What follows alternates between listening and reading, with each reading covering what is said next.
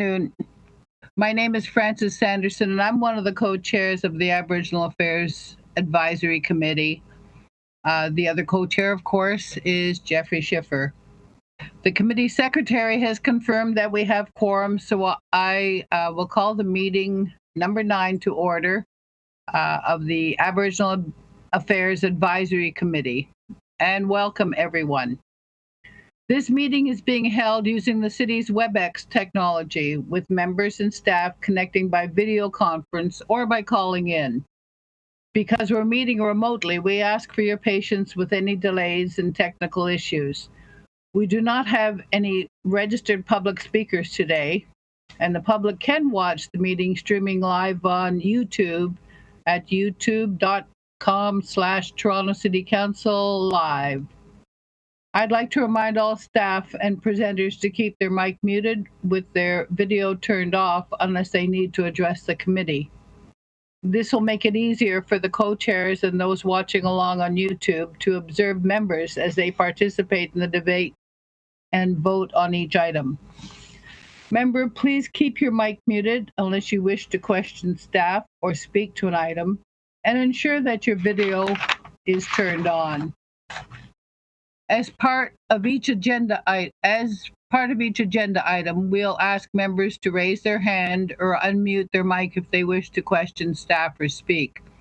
We'll then create a speakers list, and we'll call on members when it is their turn to speak.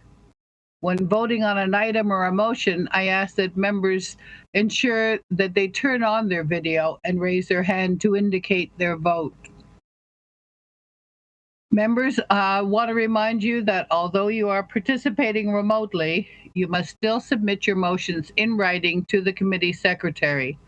The clerk staff are available by email at ecdc@toronto.ca to help with motions. To start off the meeting in the right way, we're going to have an opening blessing by Larry and Selena Young, Director of Indigenous Affairs Office there at City Hall, will be doing a smudge. So Selena, you can start, and Larry to follow.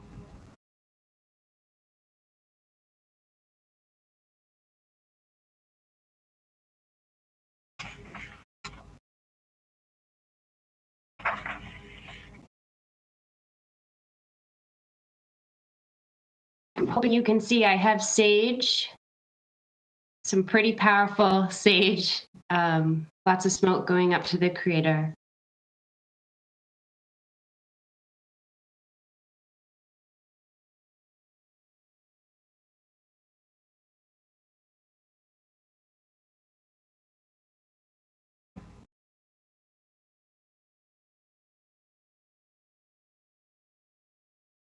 Larry?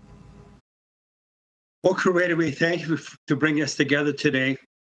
We asked that we all respect each other under our grandfather's teachings, and that we all work in unity, and that we all understand and always realizing and always thinking why we're here on this committee, that we're here to help our people. The people are in need. The people are on the street homeless.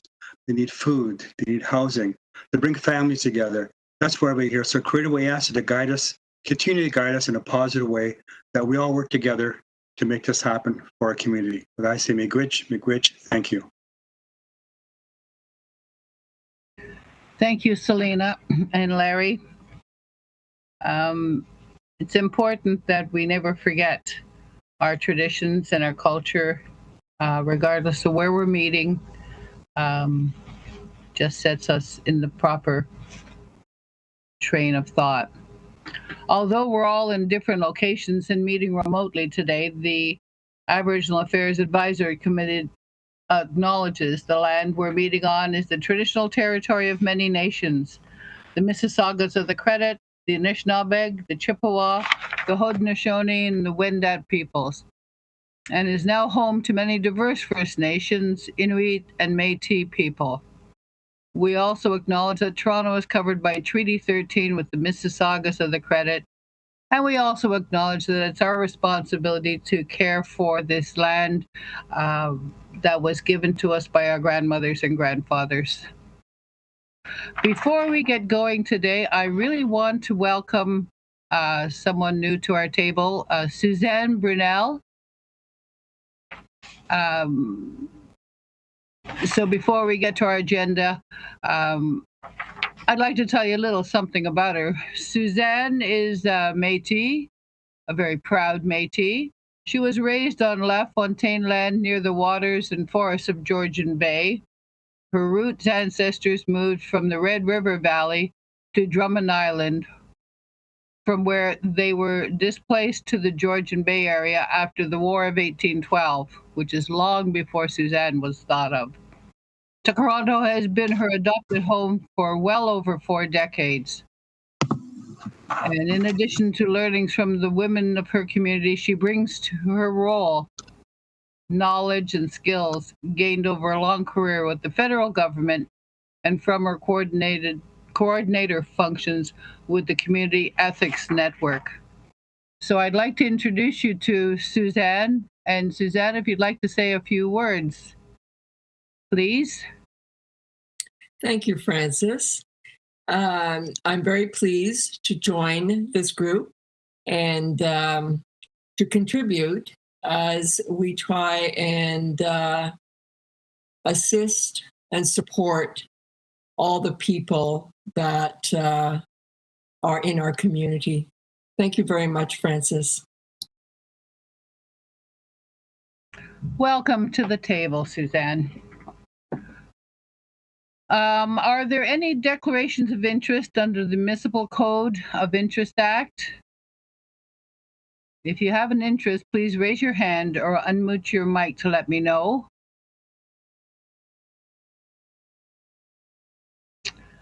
May I have then, hearing nothing, may I have a motion to confirm the minutes from our last committee meeting, which was held, wow, way back on December 15th, 2020. Someone to make the motion? Larry, thank you.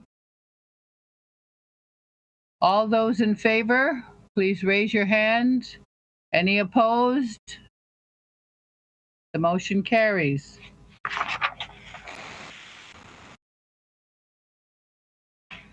And now we'll proceed to consider the 6 items on the agenda. Our original agenda listed AA 9.1, the election of co-chairs, Aboriginal Affairs Advisory Committee, and we're asking, we propose to consider this item as the last item on the agenda. We'd like to move it, which will allow Jeffrey and me to take you through the agenda as planned, and for the new chairs to begin their duties at the start of the next meeting. Do we have agreement with that from everyone? Thank you very much, Lee. Okay, our item AA 92, Indigenous Affairs Office update. So I'd like to invite Selena Young, she's the director of the Indigenous Affairs Office, to provide an update to our committee. Merci, Frances. Tasi, bon après-midi. Good afternoon, everyone. It's lovely to see so many of you in this virtual space that I'm getting too used to. I also want to say that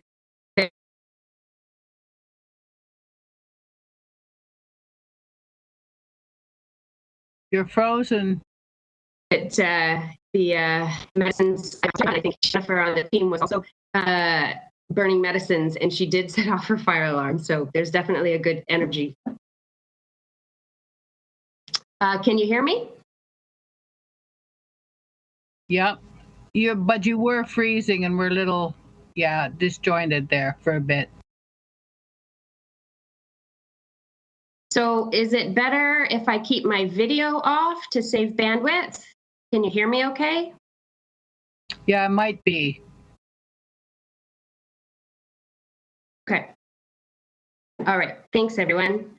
Indigenous Affairs Office update for February. Just going to go through a few of the things that have been underway so far in 2021. We've been brought in to support the immunization and vaccine work at the city and with Indigenous partners, many of you who are on the committee. We're just trying to support wherever needed, and we do hope to have more information in a future presentation to the committee on this. I know Jeffrey and Francis have reached out to folks to try and bring that presentation to this committee in the future. We have a couple of Indigenous recruitment efforts underway. So we are almost finished the recruitment phase for 10 Indigenous youth research associates that will work in 9 different divisions across the city. We are also collaborating with Ms. Wade Beek, Toronto Employment and Social Services, and People and Equity to support the rollout of the Essential Skills Program. So the City of Toronto was approached by Ms. Wade Beek, who's leading this program, to be the employee partner. And so as part of that, we will have 5-month placements in various city divisions for participants in that program. We continue to support the Toronto Indigenous Community Advisory Board, TCAB, and colleagues in SSHA, Shelter Support Housing and Admin, and Housing Secretariat on the rollout of the Indigenous component of the Housing TO. And you'll hear more on where things are at later in this meeting. We continue to advocate for and assist Indigenous community and organizations if they need to navigate the city. Just a couple of examples. We're providing ongoing support for the development of Thunder Woman Healing Lodge. We're also working with city colleagues and community to develop an approach for improving access to land and waters that support community health and well-being. There's a few different examples of this. They include a collective along the Humber River and a group of Indigenous youth near Taylor Creek, Wigwasaka. We continue to provide advice and support to numerous city divisions, including social development, finance, and admin on the community crisis response. And you'll hear an update from Leanne and Mo later in the meeting today on that. Yesterday, we had a great conversation with our colleagues in clerks, the mayor's office, Francis, Lindsay, and Sabine from TASK on how to increase Indigenous voices on boards and committees. You will definitely hear more about that going forward. Yesterday was a great conversation to get us started. We are in the process of renewing City Division's commitments to the Indigenous Affairs Community of Practice. So that's an internal group that brings together city staff from all the 44 divisions. We just want to make sure that all of the divisions are represented and that staff that are sitting in that table in that circle have the support of their senior leadership to actively participate. And last but not least, we're getting ready for the next, it's just the second Indigenous Affairs Office newsletter that we're hoping to send out in March. So if there is anything that you want us to share, please let us know. And if you have any ideas on content, we are also very open to hearing those from you. And that's my update for this meeting. Thanks so much for the time. Thanks, Selena. Ms. Young. Members, do you have any questions of Selena and her staff on this item? And if you do, could you please raise your hand? Open your mic and let me know.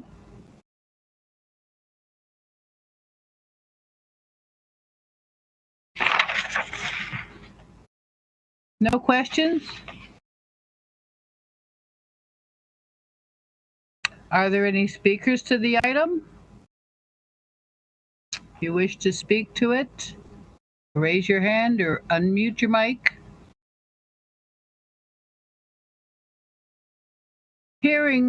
Seeing that there's no speakers, no comments, do I have a motion to receive the item, please?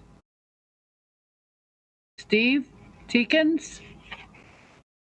All those in favor? Any opposed? The motion carries. Moving along, we'll go to the next item, which is item AA 9.3, which is filling vacancies in the Aboriginal Affairs Advisory Committee membership.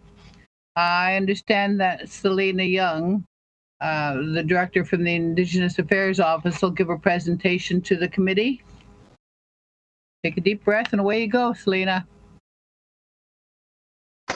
Thank you very much, Francis. I appreciate that.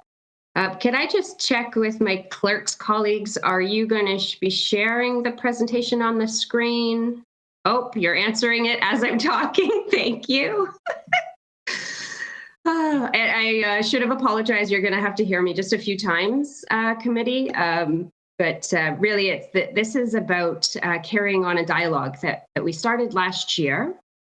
So thank you for the time on the agenda to carry on that dialogue. I do also want to flag that my colleague, Matthew Crowley, is president. Matthew is the manager of the Public Appointments Secretariat. So his team does a lot of work when it comes to membership, recruitment, and support for committees like the Aboriginal Affairs Advisory, as well as other boards and whatnot. So he is in the wings for the tricky question. Next slide, please. So you may recall that last year we had a discussion about membership on the Aboriginal Affairs Advisory Committee. Specifically, I think the discussion was focused on possible voices or sectors that could be added to complement the existing membership. So we're really coming back to you to see how we can move forward, as we actually currently have 8 vacancies. And you will see on the slide that it says 7. Let me explain. Last night, I received email resignation from Jack Gobert, who was both an Indigenous youth as well as affiliated with the Toronto Indigenous Business Association. He's just resigned last night from the Aboriginal Affairs Advisory Committee. So we now have 8 vacancies on the committee. Next slide, please. So very simple, just this is what we've heard so far from conversations last year and leading up to this presentation. There's a potential for new members who have expertise in particular areas, lots of different examples. A couple are land stewardship or business or industry. There's also a possibility of community members becoming members, community members that may not be affiliated with particular organizations. There's possibility for youth, elders, or members of the Two-Spirit community. And the next slide, please. This is the last slide. Really, it's just, we've got some suggestions. These are only ideas that we really share for discussion and consideration. We could do a general call for membership to fill those 8 vacancies based on criteria that the Aboriginal Affairs Advisory Committee, the city, and community develop. We could combo that with a targeted recruitment for particular sectors or particular voices. We could gather ideas from community at a future community circle or town hall. And honestly, I'm sure that all of you have lots of ideas and suggestions on approaches. So I'm just going to stop there, and really it's just open to do that, to get your thoughts and ideas on filling those 8 vacancies. Hello, Selena, it's Steve here. Thanks for the presentations, and it's good to see more of you these days in all these presentations. Who determines the number of committee members? You know, I think this is my 3rd consecutive time being on the Aboriginal Affairs Committee, maybe even the 4th. And, you know, I've never understood certain aspects about this committee, and this is one of them, the membership piece. You know, and I'm thinking if this is the Aboriginal Affairs Committee, we should be able to figure out membership among ourselves in a self-determined way and go from there. So I appreciate the ability to have this discussion. Yeah, who sets these parameters? Is it the city? Yeah, I mean, on the self-determined, I think there's lots that we can do to move in that direction, Steve. So we can talk about that for sure. On the structure and how it's set up, what the specific number of 25, I've got to turn to my colleague Matthew and others and clerks who, they live and breathe this, that structure for community advisory boards. Hi, everyone. Through the chair, Steve, thanks for the question. So the short answer is that council advisory bodies, which of course your committee falls under the umbrella of what we technically call a council advisory body, they are established by City Council at the beginning of each term. And so typically what happens is there are staff in the city manager's office who work with program staff like Selena and others. And I think they, to some degree, sort of gather some input from folks who have been involved in the committees as well. And the beginning of each term of council, they do a bit of a review of advisory committees from the previous term, and then they put forward a report to council that says, let's reestablish the Aboriginal Affairs Committee, let's establish a Toronto Music Advisory Committee, so on and so forth. And part of that report is, of course, where the composition is set. And of course, the composition for your committee, in the terms of reference, it currently says, let me just see, I have it actually open here. 25 members with 1 member of council, of course, Councillor Layton. And in this term, it says that all members are representatives of Aboriginal organizations. So I think if there was an interest among seeing that number change or the structure of the committee change to maybe have different types of representation on the board, or on your committee, that's probably something that would go through that council process. I think I don't know if anyone from the city manager's office is here. Jennifer Franks, I know you formerly were with the city manager's office, so I don't know at this point in the term if those terms of reference would be changed, but I think that's helpful input that staff who work on that would be happy to know about in terms of what committee members, what they'd like to see, the number of seats, the types of representation on the committee, that type of thing. I wonder if somebody could confirm whether we actually ever had a full complement of people, and also if you could advise who has resigned. And Shaq was referenced. And I mean, this doesn't have to happen now, but also finally, whether you could advise, maybe outside of this meeting, what groups those people who were on the committee who resigned represented. Because if it's structured the way it was just described, I think one of the first things we should go back to is try to figure out who those groups are representing, and then ask ourselves whether those positions can be filled by people who would represent those groups, just as a start. Thanks, Angus. Francis, if I could, it's Mike here. Yes, just to Steve's point, as far back I can remember, and of course, a couple of you predate my involvement in this committee.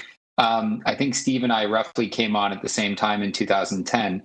I went through some of the previous material that led us to that point. And I think, to the best of my recollection, what happened was the city manager's office at some point in pre-2010 did a scan of organizations serving the Indigenous community and led by the Indigenous community. And then that was the makeup of the committee. So I think it was only a function of them adding the number of organizations together, because there was no at-large members ever, at least from that stage. It was just the leadership, like specifically the leadership. At some point, the terms of reference, I think it was in this last iteration and turnaround between the last council and this one, when it got a bit more formalized. But there is an appetite at the executive and council level to accommodate and address some of the shortcomings of in particular this committee's unique relationship with the city. And I'll just recall one, when council appointed, I think I can't remember when it was, but council was appointing the chair of this committee. And I found that to be incredibly unjust and highlighted that. And I think that's when we actually facilitated a change to the terms of reference to have this committee, in fact, select its own chair, which oddly enough happens at some committees. The Board of Health, for instance, selects their own chair. So why not this committee, which didn't seem to make much sense. So I think the size is just a factor of that original list that was put together. I would say that most advisory groups aren't that big, partly because it's difficult to get quorum, and other times it's difficult to manage a group that big on a regular basis, and schedules don't often align. The only other one that I think is that large is the Music Advisory Committee, and I think that's just because when they were setting up that committee, everyone put their hand up. There was 4 councillors on that committee at one point. And of course, there's so many segments of the Music Committee that it just ballooned and no one really cared. And it was all a big party and they wanted to see it go. Whereas here, I think we've got an opportunity. If we want to set a new number and new criteria, we can do it. And I don't think we'll get any opposition politically along the way to council. Thank you, Mike. Any other comments? Just a comment. Sorry. Just a comment around the number. If we are going to look at that, it might be interesting to consider some of the cultures around the table and what significant numbers have meaning to the different traditions and nations at the table, and sort of having a cultural lens when establishing a number that seems practical. Thanks, Pamela. Francis, Larry, my question is, what's the impact if we grow? Like, what's the impact? Are the councillors going to look at us and say we're bigger now, or what? Just a question. Are you better when you grow, or are you better staying at a certain level? That's all. Just wanted to know. I would think it's entirely up to the committee to decide what they want to do and when they want to do it, and if they want to do it. We haven't had, I don't think we've ever had a full complement of 25. Never. No. So could I just ask that outside of this meeting that staff report back to us in terms of who has resigned, who was on the committee and who's no longer on the committee, and report back to us what agencies or groups they were representing or affiliated with? Is that can we have that information so that we can sort of work that into any discussion subsequent to this? Yeah, Selena, you could find that out. Yeah, through the chair, Angus, that's a great suggestion, because the committee's received that information, but it's been piecemeal, and when somebody resigns or another next person resigns, so we can pull that all together for you, no problem. Anything further from anyone?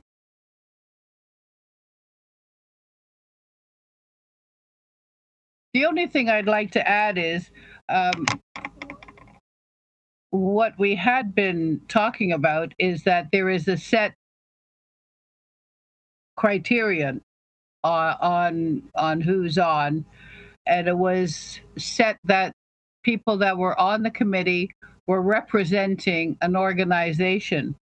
But what's in your presentation here is that you're choosing to, or put out there for us as a question, that formal representation would come from elders and knowledge keepers, community members who are not affiliated with organizations. So you're looking at completely turning that recommendation from city, that members of this council this committee be members of a specific organization that serves the Indigenous population of Toronto. And now you're saying that you're looking at people who aren't affiliated with any organization, but who are just community members. Are you putting that forward that way? Really, Francis, we're just putting forward thoughts and ideas for the committee to consider. We've got an opportunity with 8 or potentially more, depending on the number that you determine, vacancies, and so how best to fill them and fill them with which voices. I mean, we're really focused on trying to make sure that there's a diversity of voices influencing decisions at the city. And so if you think that's, we've got an opportunity here to do it in the same way, in a different way, we're just putting all the ideas out there for consideration. Thank you. Is there anything further? Anyone want to speak to it? Questions, comments, additions?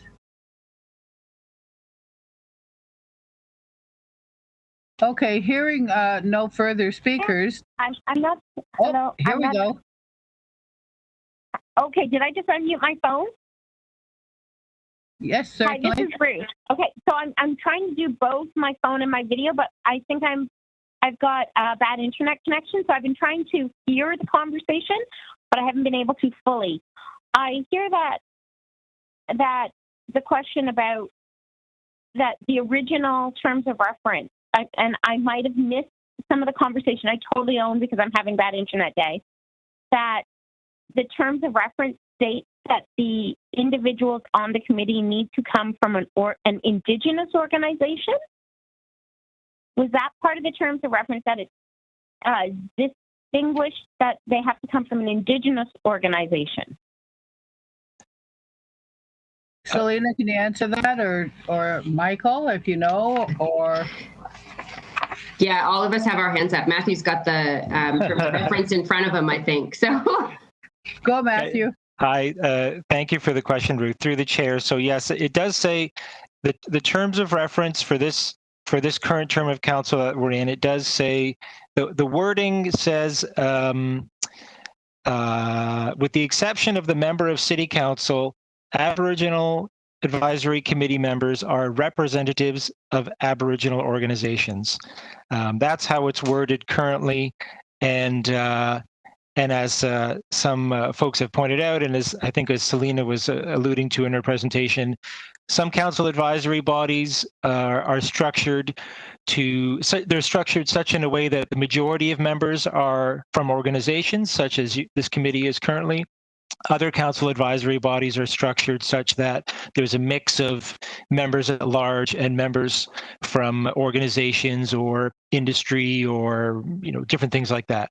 So I would say, if it's the will of council, I think there is certainly ways that the committee could be structured differently in the future. But the way it's currently worded does say members of Aboriginal organizations. I would just add to. Sorry, I would just add to that. Go ahead. Sorry. Sorry, Mike. Go ahead, Mike. It's internet issues. Sorry. Go ahead, Mike. I was just going to add one tiny point to that. Is there's always the exception has always been made for academic institutions and the TDSB, who have departments or divisions. Yes, exactly. That might not be Indigenous-led organizations, but they're organizations serving the Indigenous community. I don't know how that was written. To be honest, there was a big gap between pre-2010 when this was when it was a formal committee, and then I think about 2014 or 13-14 when we started getting clerked again. Until then, it was pretty much just Francis and I, and calling meetings and booking rooms. I think at one point I was the clerk. I have the only written records of this committee for 2011 and 2012, and it's all my handwriting. It was a lot of fun, to be honest. We broke a lot of rules, and it was great. The odd point is that while we make the exception for Indigenous, for departments and or administrative pieces of academic institutions, there was nothing ever written in about the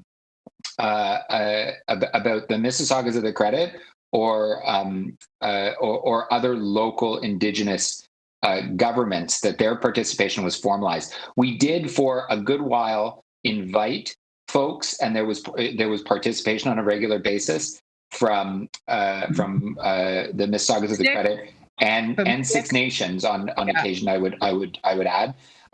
They were, I believe, both were always on a list of individuals invited to the meetings, but it wasn't until, and I can't remember the year, but it was probably 2016, 2017, or 2018, when we realized there was no formal membership, which was a problem. We seemed to navigate through the politics of that at the time, and it didn't. And we sort of said, let's resolve this in the future. But for the moment, you're welcome to participate in all meetings and be part of the discussion. At that point in time, there was never a contentious vote, at least in a long time of this committee. Nor was there any question that they weren't full participants when they were able to attend. Okay. So because it does say Aboriginal agencies, are we also including grassroots agencies, agencies that may not be recognized under, No More Silence? So something that is completely grassroots in that respect.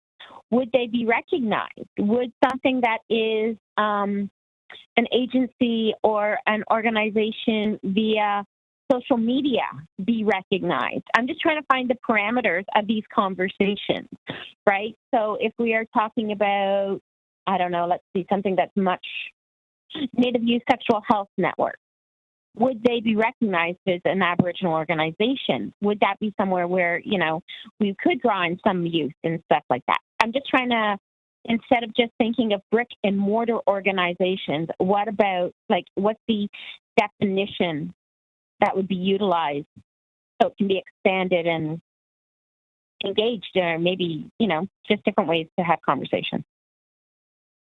Yeah, if through the chair, Francis, if I can do my best to try and respond.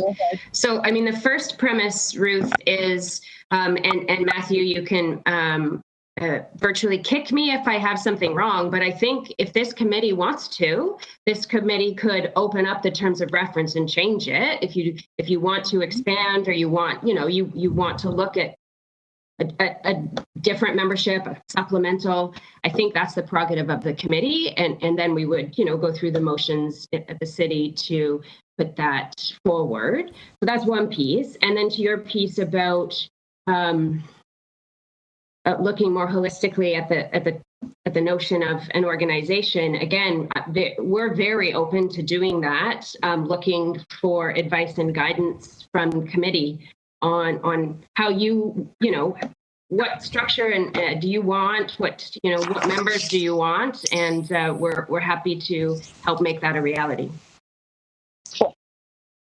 When do the terms of the current committee members end? 2022, they align with council. Okay, so November of 2022. Thank you. And Madam Chair, I can add to Selena's comments if that's helpful. So, and I think just to clarify on changing the terms of reference, I think from a simply procedural perspective, I think the one distinction is the committee is an advisory committee. So obviously your knowledge of members of this committee and your experience and your wisdom plays a huge part in informing the work of the committee, but the committee would not be able to change the composition and the terms of reference on its own. That would still have to go through a council process. But I think if committee members certainly had that appetite, and it sounds like there is some appetite for that, then the committee secretary and Councillor Layton, I'm sure, might have some ideas about how a report or a letter or something in that regard might be brought forward to council to say, hey, here's how we feel about the structure of the committee. So that's something that could be nuanced, but the terms of reference are set by council, and so if the committee was to be structured differently, that would have to be a decision which again would go through council, but recognizing, of course, a very valuable input of the members here. And as the terms of reference are currently written, the point made earlier, Ruth, about what would be considered an Aboriginal organization, I think under the current model, council has delegated the task of recruiting members and connecting with the community to Selena's office with the support of other city staff to go out and help find members. So I think under the current model, when nominations come to council, Selena's team is essentially saying, we've gone out and done the work, and here are the members that we think should be on this important committee. And so I think there is some room for interpretation there, even under the current phrase Aboriginal organizations. I take the point that it's not defined with explicit detail. So there is some, I would say, in my opinion, I think there is some room for interpretation there, as the point was made about representation from a school board, for example, and so on and so forth. So from what you're saying, Matthew, what I'm hearing you say is that Selena's office is doing the recruiting for our committee, in essence. Selena, I see. I don't think so, Francis. I mean, we would support the recruitment, but we would want to make sure that whatever we do is, we've had enough conversations and discussions with the Aboriginal Affairs Advisory Committee, with you, all of you, on how we do that in the best way. And your suggestions for whether it's organizations, whether it's individuals, community members, we'd be looking to you for that guidance. And then the process of putting it in place, taking that guidance and advice and making it a reality, then yes, that's where the Indigenous Affairs Office would work with clerks. If it requires going to City Council, no problem. We figure that out and we make it happen. If there's internal pieces that we need to do to support the work, no problem. We do that as well. But we aren't just going out and recruiting. That's why we're having a conversation with the committee, to get your thoughts and ideas, and to figure out the best path forward. I mean, we're I think more than halfway through our term. We have terms of reference, which sounds like if they were to be changed, would require the approval of City Council.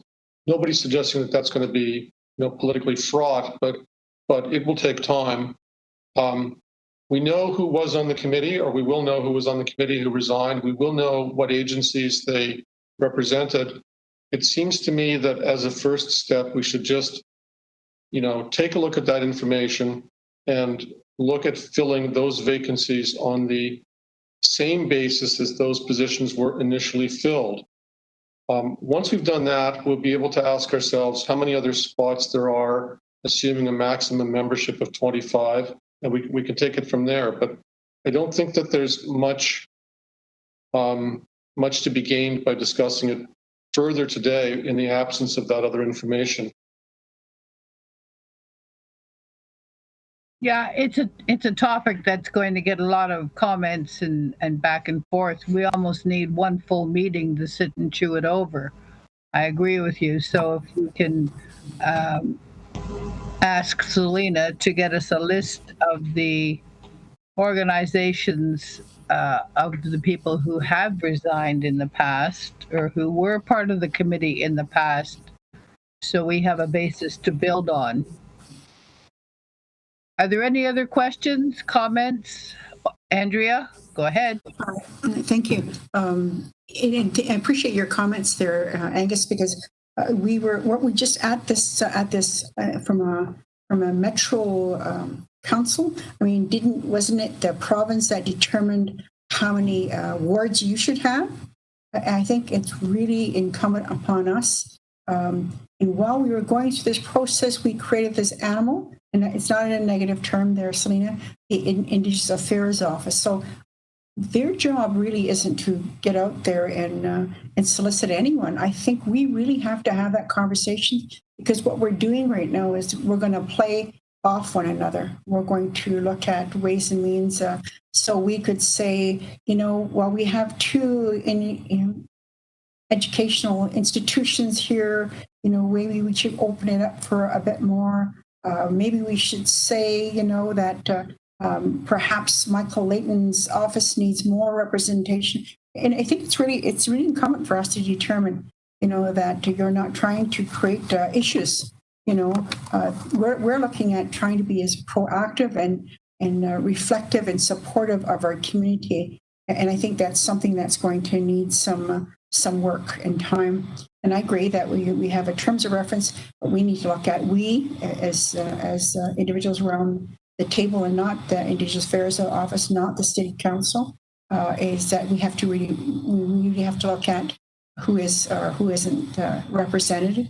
Because what happens is then if people don't like what they hear, they go through Selena's office. She puts them on the agenda, and then we have to hear those comments. And so what we're trying to do is look at creating a positive body, and look at ways and means of how do we deal with it.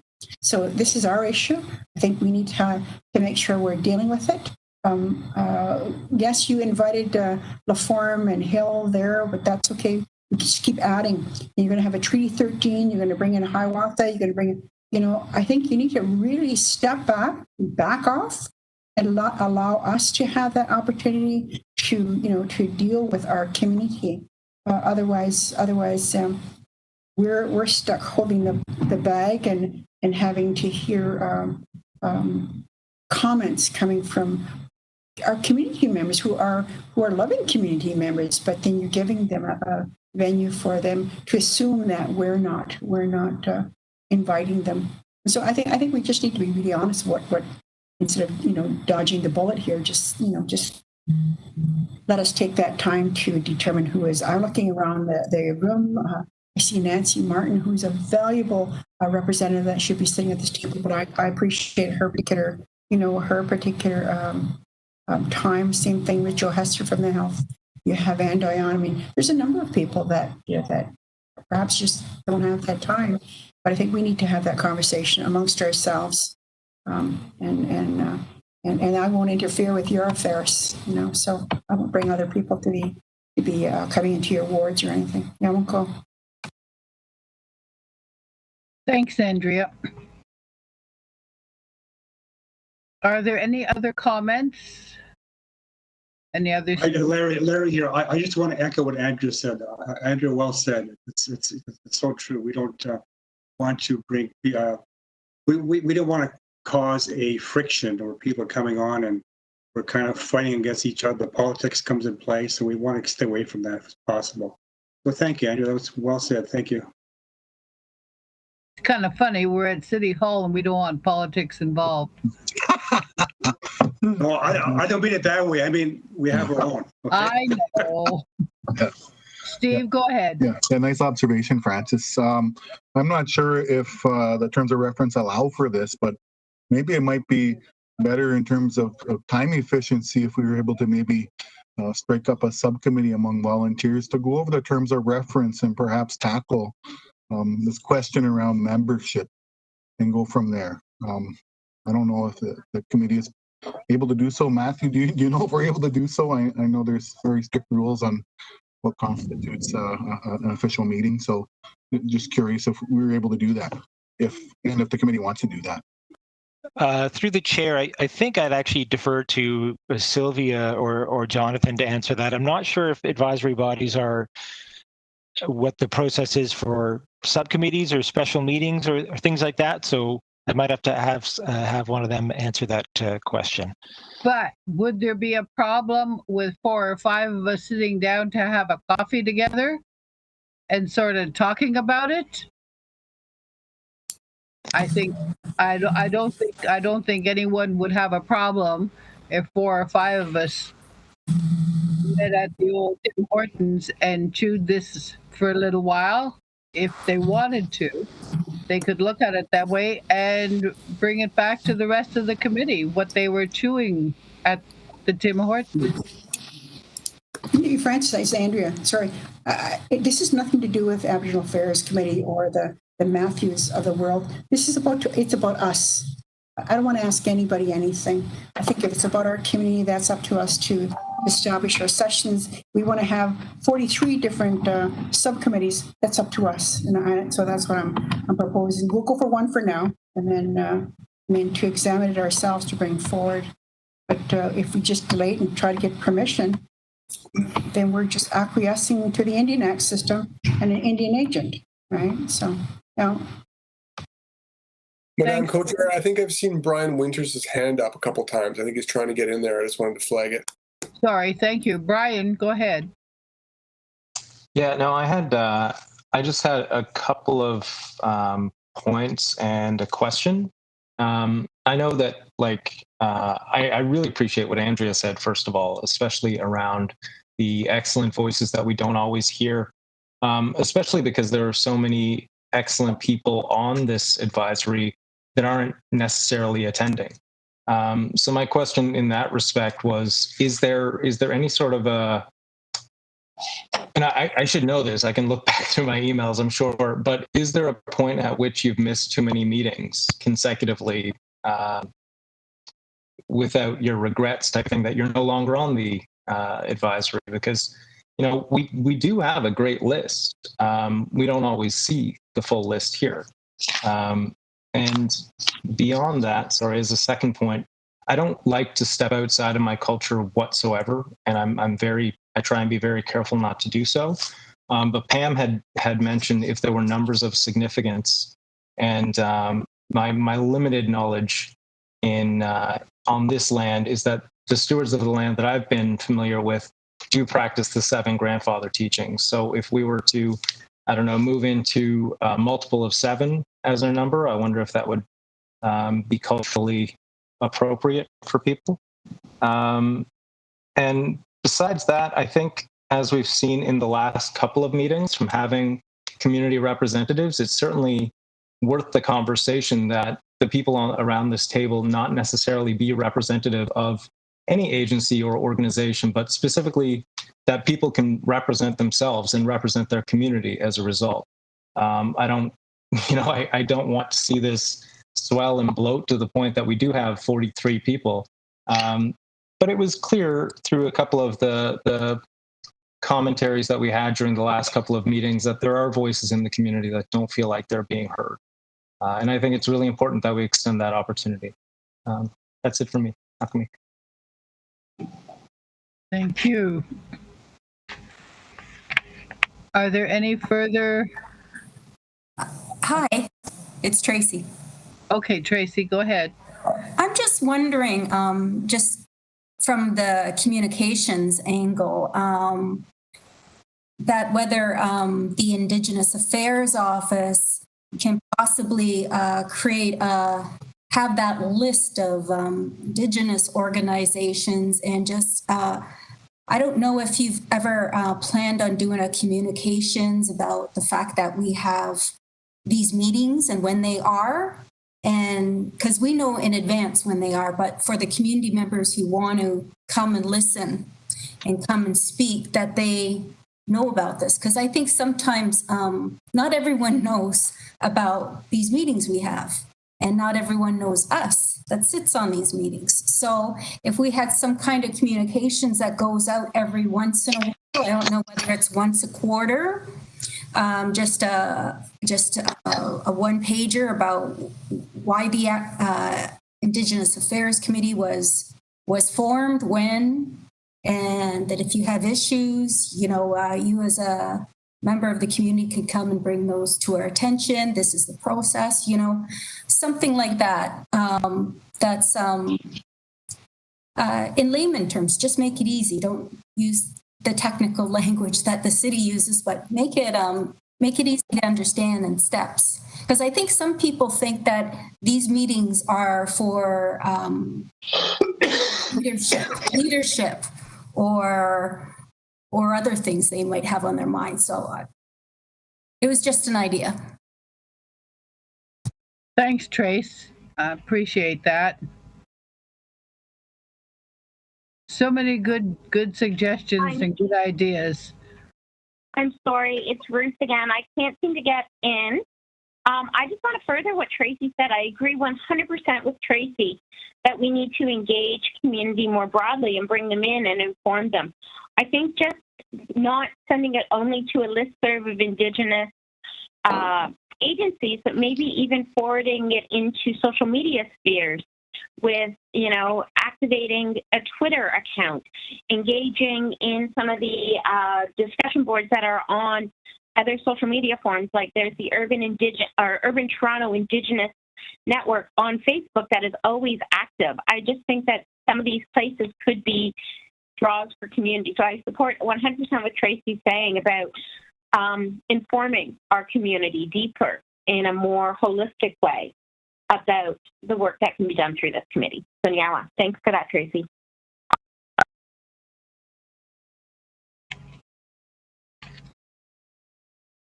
Is there anything further before we move on? Well, it's certainly been an interesting topic, one that we desperately have to look into to move it forward. So hearing no further speakers, do I have a motion to receive the item? Andrea, thank you. All those in favor? Anyone opposed? Thank you. The next item on our agenda is item AA 9.4. This is fostering dialogue between the City of Toronto and Indigenous communities. I understand that Selena and Jennifer Franks, a consultant with the IAO, are going to give us a presentation. So it's up to you, ladies. There you go. Merci. Thank you, everyone. Jennifer's going to get us started. And then, again, it's not a very long presentation, and it is for discussion and dialogue to get your thoughts and ideas at the early stage. But I'll pass it over to Jennifer, and I'll share a little bit at the end.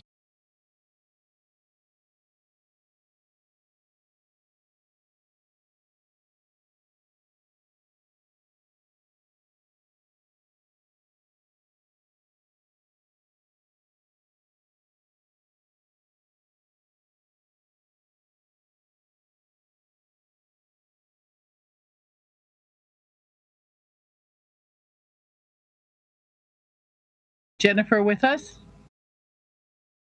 Oh, I was muted. I am sorry. You are a rookie. You are a rookie. I'm not. I shouldn't be. I've been doing this for a year. Anyway, my apologies. Thank you, Selena. Thank you, Francis. Tanse, everyone.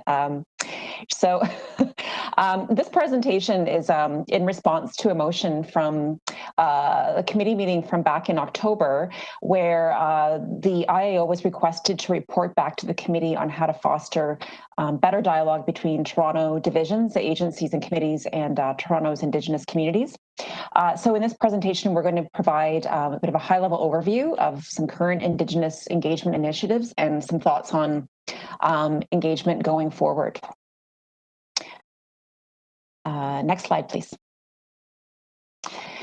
So the objectives of our presentation today are to begin a discussion on how engagement can ensure Indigenous voices are influencing discussions and decisions at the city, outlining some current or potential engagements that could be bolstered or enhanced to move self-determination forward, and to identify some short-term actions to enhance engagement and self-determination in 2021. Next slide, please. So when we look at the spectrum towards self-determination, engagement is obviously a very key component of that. Full self-determination is clearly a much longer journey, but in the meantime, engagement, meaningful engagement can enhance Indigenous voices that can influence decisions along the way. So TASC has made some repeated calls for more seats at decision-making tables and improved engagement with the city. And as Selena alluded to in her update at the beginning of this meeting, and then this discussion that was just had about membership, these efforts are undergoing and are being pursued. Next slide. So some examples of current engagement. There are a number of tables and circles that are currently in place or have been in place very recently. Obviously, this committee. There's also the Indigenous Heritage Engagement Project. We have our interim Indigenous placemaking circle, which has been quite active in the last few months. The leadership advisory circle for the ICIE, the Indigenous Center for Innovation and Entrepreneurship. The George Street Revitalization Circle, TCAP, which is the Toronto Indigenous Community Advisory Board with social services, shelter support and housing. And then the peer jury for Indigenous Arts and Culture Partnership Fund. And these are just a few examples. Next slide. So, proposed examples of engagement. So, we are advancing Indigenous, more meaningful Indigenous engagement within the city through colleagues and other city divisions and city agencies. There are a number of principles that are being proposed or promoted, and these ones listed on this slide are adapted from the Meeting in the Middle strategy. I won't list them all out here, but they include following cultural protocols, engaging on a nation-to-nation basis, engagement early in the process, and that engagement should be Indigenous-led or co-planned. That non-Indigenous people who are engaging with Indigenous communities should do their proper research beforehand, identifying the history of the land and key caretakers. So they're doing some of the labor in advance before engagement. And just being really clear and transparent about how the engagement is going to benefit community and about time and resource issues. So not making any promises that can't be kept, just being really clear and honest about all of that. And then considering accessibility needs as well. Next slide. Okay, so this is where I'm going to pass it over to Selena, and she will finish up the presentation.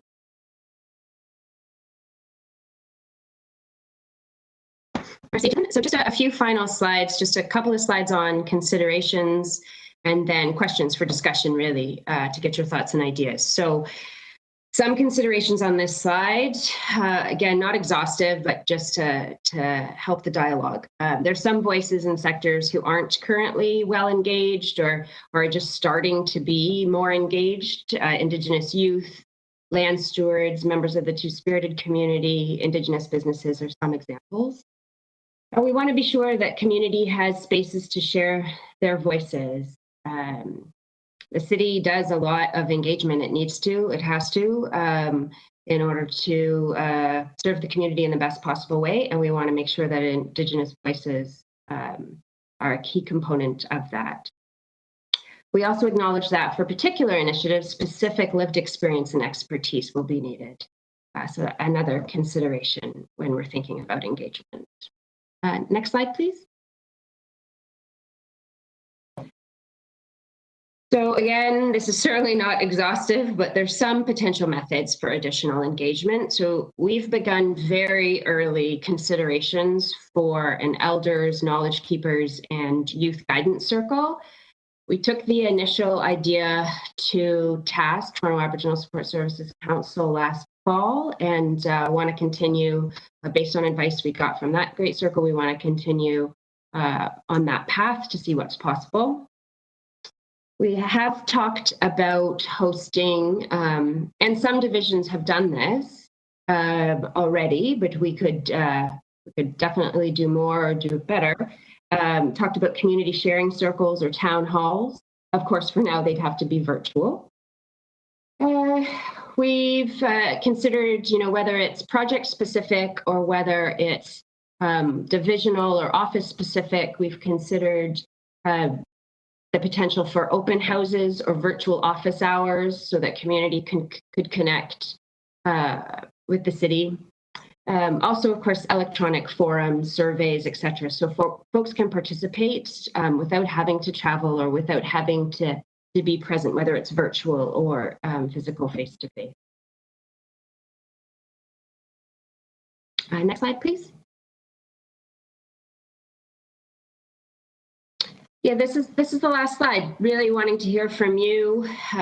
This is early in our thinking. What methods you suggest the city explore. What steps would you like to see the city take to enhance engagement with Indigenous communities in Toronto? We are looking at, when we're saying engagement here, it's very broad, and we're just trying to explore opportunities to amplify voices, give spaces for people to share what they think the city should be doing, not doing. We know there's upwards at least of 100,000 Inuits, First Nations, and Métis in Toronto. So how can we best reach those voices? Should they want to be reached? What options can we give to folks to join in a circle, for example, literal or virtual? And I will leave it there, just open it up for any thoughts folks have. We're very open to hearing. Thanks, Selena and Jennifer. First up, Tracy. Hi again. Thinking beyond 2021 with the pandemic the way it is, and many of us staying at home, one of the things that I've always known, and it still is present today, is that many of our people may not have the monies to get internet or even to have a computer. They might have a mobile phone because now we have cheaper phones that are available for people to do texting or to pay when they can pay. And sometimes social assistance helps them with a cell phone. So I just wanted to bring that into consideration because it's going to, when it's time when our organizations are fully open and that there's computer places available for people, trying to make it accessible for those who don't have computers or that want to participate in these meetings would be great. Identifying areas where they can go in their vicinity if they want to do so. Also, I know I had made this suggestion before COVID, but actually bringing our meetings to the community organizations and meeting the community. I know back in the 90s how I got to know the community and did outreach, and it still happens, but not to the largest degree as it did back then. Is I would just go to the organizations and I'd have tea, coffee, or sit and talk to the people or the community members that came into the organization, why I was there, and different things like that. And if they needed my assistance in employment and training, that's how I got to know people, as well as working, knowing that I work from a community is important. So, because we all know face-to-face is often more receptive in our community, because there's many people that have come to live in Toronto, like some people I don't even know, I haven't even met yet, and that's going to change because Toronto is, has the largest population in Ontario. In Canada, am I correct too? It's one of the top ones in Canada. So making ourselves reachable and showing that we're out in the community, right, would probably be most beneficial to get them engaged. Thanks. You're right, Tracy. In the 50s, our community was really small. It was totally housed at the Indian Center back in the 50s and early 60s. So yeah, it's spread out and got way bigger. There's no way to know everyone because every time a new bus comes to town, new people come to town. Anyone else have their hand in the air? Visible or not. I'm not sure if my hand's visible. Go ahead and speak. Okay. So I was just thinking what Tracy was saying, I understand, but I am leaning back into the TARP project. And one of the things that I think we need to discuss regularly is visible in Chapter 10. Chapter 10 of the TARP, as many people I know on this committee are so embedded in the learnings that we took from the chart, that the Aboriginal middle class, and that there's a large, as it says in the key points of the chapter, there's a large and growing population of economically successful and middle class in Toronto, as defined by making $40,000 or more per year. The Aboriginal middle class is characterized by stable social and economic existence, including secure housing, high levels of education, and stable families. When we read this, we are also seeing that there are roughly equal numbers of middle-class individuals who are involved and who are not involved within the Aboriginal community in Toronto. But the lack of involvement can be perceived as a problem in terms of long-term viability to the Aboriginal community in Toronto. So I understand and respect that, yes, we have quite a few community members that do have financial disparities. But to look at building community from a deficit, not saying that Indigenous organizations only look at deficit, not saying that, but as an academic, that's the word we would have used. But how do we build in and bring in this larger, growing community? And as Francis has said, in the 50s, it was all in the Indigenous Friendship Center, or the Indian Friendship Center. But now, every bus that comes in has Indigenous community members, and every graduating class from a university or college has Indigenous community members who are moving forward into a space where they have more access to resources. And so I think that when we do look at who is the Indigenous community, the fact that so many of us are sitting around this table, and let's prop ourselves up. How many of us have advanced degrees? And, I know that, Steve Deakins has finished a master's. Jeffrey and I assume that there's a few of us who have PhDs. I know some of your other degrees. We are advancing this community as well. And so, yes, I think it's really important that we reach into all spaces of our community, but TARP very clearly articulated that we were missing a large demographic that we actually we are all members of as well. We are the ones who are moving our community forward, and we have needs as well. And I just wanted to say that. Does that make sense? Yep. Thanks, Ruth. And it wasn't even an Indian Friendship Center; it was the old Indian Club. It wasn't even as much. Pamela, I see your hand up. Yeah.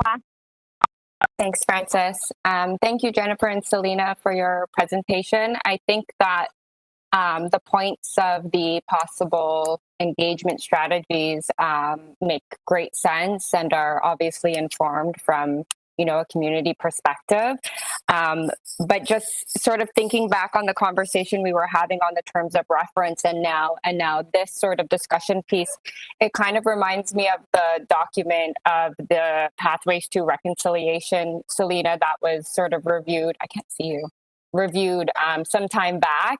And so I'm just sort of reflecting that I think that these things sort of all align in that main document. And if we could look at ways where the IAO and this work gets intertwined into that document and we push that document forward faster as the catalyst for better engagement strategies and for better structures of our tables and our committee meetings when it's, city and community. And I think that if you could keep that reconciliation piece in mind while considering all of these other elements, I think that we would have a very strong foundation to move forward.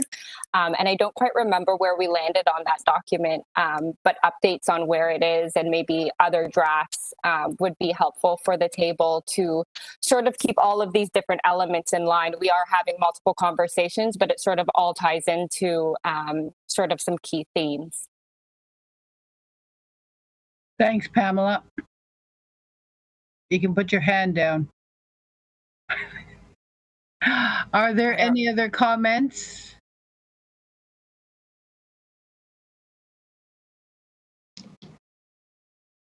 Would it be helpful, Pamela, just to briefly speak to the Reconciliation Action Plan draft that you referenced? Would that be helpful? Yeah, I don't know that we've had an update since the draft was sort of shared out and some suggestions were given back. So just an update on where it's at and how this might tie in together might be helpful for me, for sure, and possibly others. Sure. I'm happy to. Verbally is all. I've given verbal updates to the task table, I believe.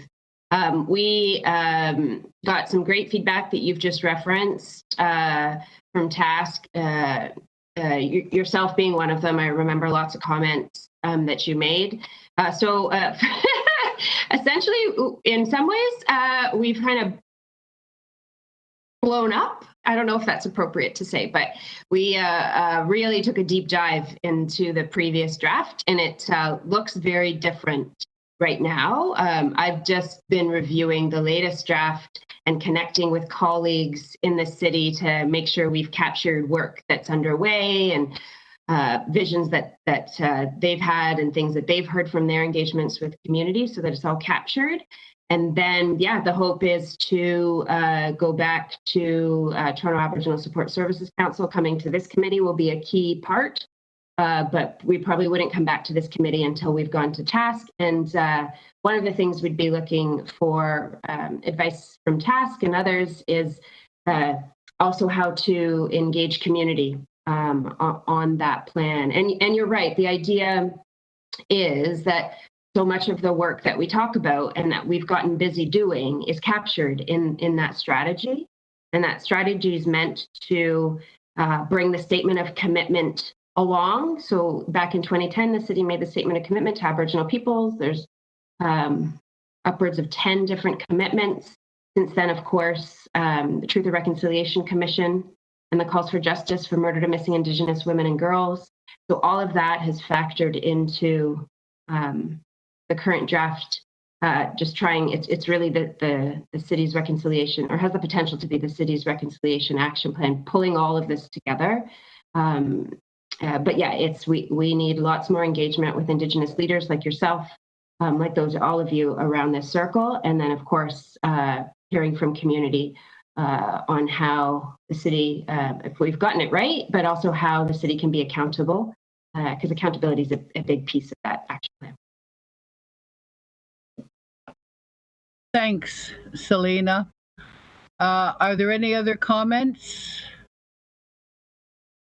I just know that all three of your topics, Selena, that you were talking about today, all sort of cross over each other in one way or another, and they all touch sides together. So it's interesting how it's all going to come apart, and as well, it brings in things like the reconciliation document, and that's all. It's all in one. So are there any other comments or any other speakers to this item?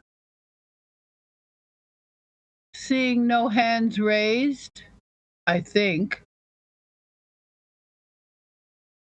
and hearing no one unmiked, I'm going to ask for a motion to receive the item. Can I have a motion, Pamela? Thank you. All those in favor? Any opposed? It's carried. Thank you muchly. Now, at this stage of the meeting, I would like to turn it over to my co-chair, Jeffrey Schiffer, who's been waiting in the wings. Take it away, Jeffrey. Thank you very much, Madam Co-Chair. Happy to be with you all this afternoon. Yes, it is indeed afternoon. I have to check my clock. Okay, that brings us to item AA 9.5, an update on housing and homelessness in Toronto's Indigenous communities.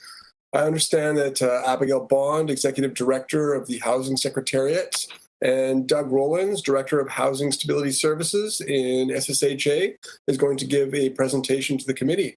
I'd like to welcome you both. Miigwech. Thank you for having me. It's a pleasure to be here today. Thank you to the committee for your collective work and leadership. Small change in the agenda.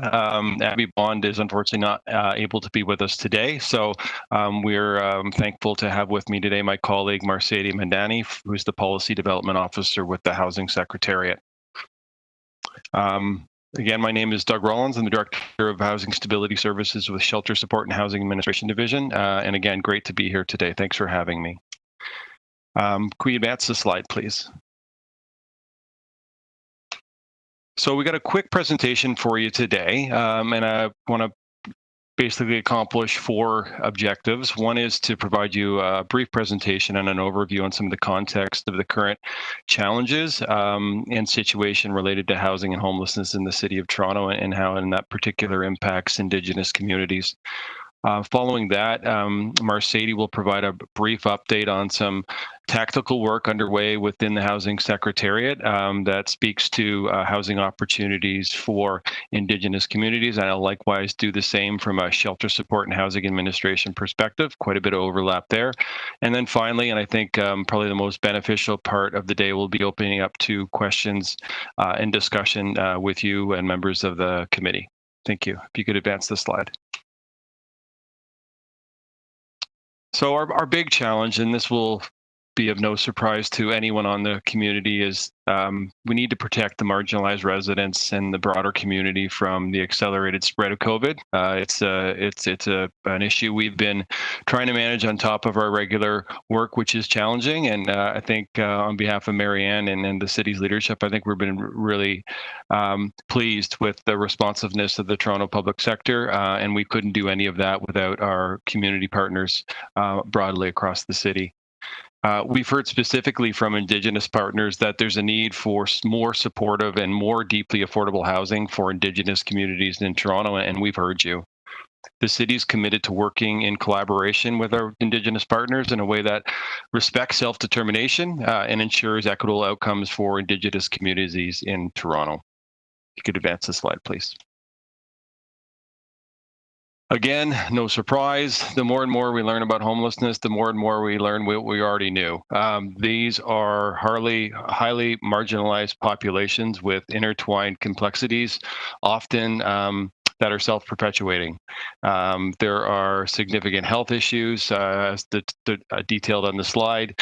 You can see an overrepresentation in mental health and addictions, interactions with Toronto Police Services, and drug use. And those are all, and the cornerstone for many of those solutions is housing. We know within those populations that the Indigenous people are overrepresented. We have statistical data to support that. So all 4 of the city's street needs assessments have consistently shown this overrepresentation.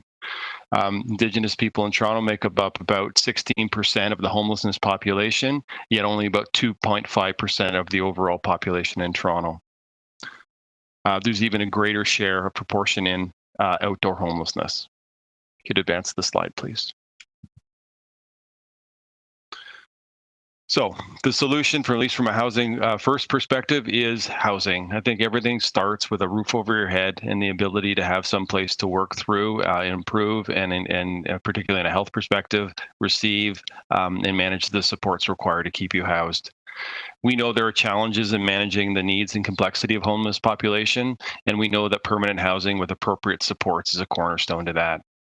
Consistent with Shelter Support and Housing's commitment and meeting in the middle, we want to work with the Indigenous Community Advisory Board on the implementation the implementation plan for the actions identified in our shelter recovery strategy, and in parallel, work with the community to leverage every available opportunity to increase the breadth and depth of affordable and supportive housing available in the city. That's consistent with the city's Housing TO Action Plan. That's a slide, please. This is a very interesting graph for me. I know we all receive information differently, but visually this really helps to, I think, understand what we're trying to do. Homelessness will occur, and what we are really focused on ensuring is brief and not persistent. So our goal is to, through a collective action of prevention, greater outcomes, and the ability to make sure that people who had a positive outcome in terms of being housed remain housed, is to ensure the outflow from the shelter system is greater than the inflow. Again, focusing our work on decreasing demand through prevention and increasing outcomes and outflow through supportive housing. We want to break the cycle. We're currently to do this in a number of ways, obviously trying to create more supply. On the other side, we're also trying to implement, consistent with other communities across Canada, a coordinated access system that looks to match individuals and families with the housing and the supports they need. And we're doing this in a number of ways and in collaboration with the subcommittee of the TCAB. A real life example of this will occur with the onboarding of new residents for both the City of Toronto's modular sites and the 389 church development. We'll see at least 20% of the tenants referred there will be for Indigenous peoples. That's the slide, please. And again, I think we've all seen this before. Housing not only is the best solution for individuals, it's the most cost-effective one. And we've seen in the event of COVID, with the requirements to create greater physical separation within our shelter sites, the necessity to increase our overall square footage, costs have risen, and that business case that was already always there has been highlighted. We want to move forward in partnership with the community and with other orders of government to figure out how best to house people in a supportive way, and in so doing, reap the benefits not only for the individuals that are there, but through reduced justice costs, reduced hospital stays, and reduced health burden. Again, the solution is more affordable, adequate, suitable housing. That includes the supports and the wraparound supports to help vulnerable peoples not only achieve that housing, but stay housed. In the last slide, before I'll turn it over to my colleague, Mercedes, this is again, what our goals are in the next 24 months is to create 3,000 units of housing, 1,000 permanent modular homes, 1,000 new units through acquisition, renovation, and shovel-ready projects, and with the help of the federal and provincial government, advance funding for 1,000 new portable housing benefits that will allow individuals to secure housing on their own and take that affordable benefit anywhere they choose to go. Turn it over to Mercedes now. Thank you. Thanks, Doug, and good afternoon, everyone. Can you hear me okay? I didn't get a chance to do a mic check. We can hear you great. Thank you. Perfect. So my name is Mercedes Madani, and it's my pleasure to have the opportunity to present today on behalf of the Housing Secretariat and Abigail Bond and provide an update on the work we have been doing so far to increase the supply of affordable and supportive housing in Toronto, as well as the work ahead of us in 2021. Next slide, please. As you might know, the city approved a new 10-year housing plan in 2019, which most notably set a target of approving 40,000 new affordable and supportive homes by 2030. Throughout 2020, staff from the Housing Secretariat, Shelter Support and Housing Administration, the Indigenous Affairs Office, worked with our Indigenous housing partners to establish a set-aside out of this new 40,000 target for Indigenous communities. In October of 2020, as part of the Housing 2 implementation plan, City Council for the first time approved a target of 5,200 new affordable and supportive homes to be approved by 2030 and delivered in partnership with Indigenous housing providers for Indigenous communities. Staff will continue working with our partners to establish an approach for delivering these new affordable and supportive homes, mostly through an Indigenous agency with experience in delivering housing developments and support services. And as always, we will continue advocating to other levels of government for sufficient funding for wraparound services and supports for future residents of these new homes. Next slide, please.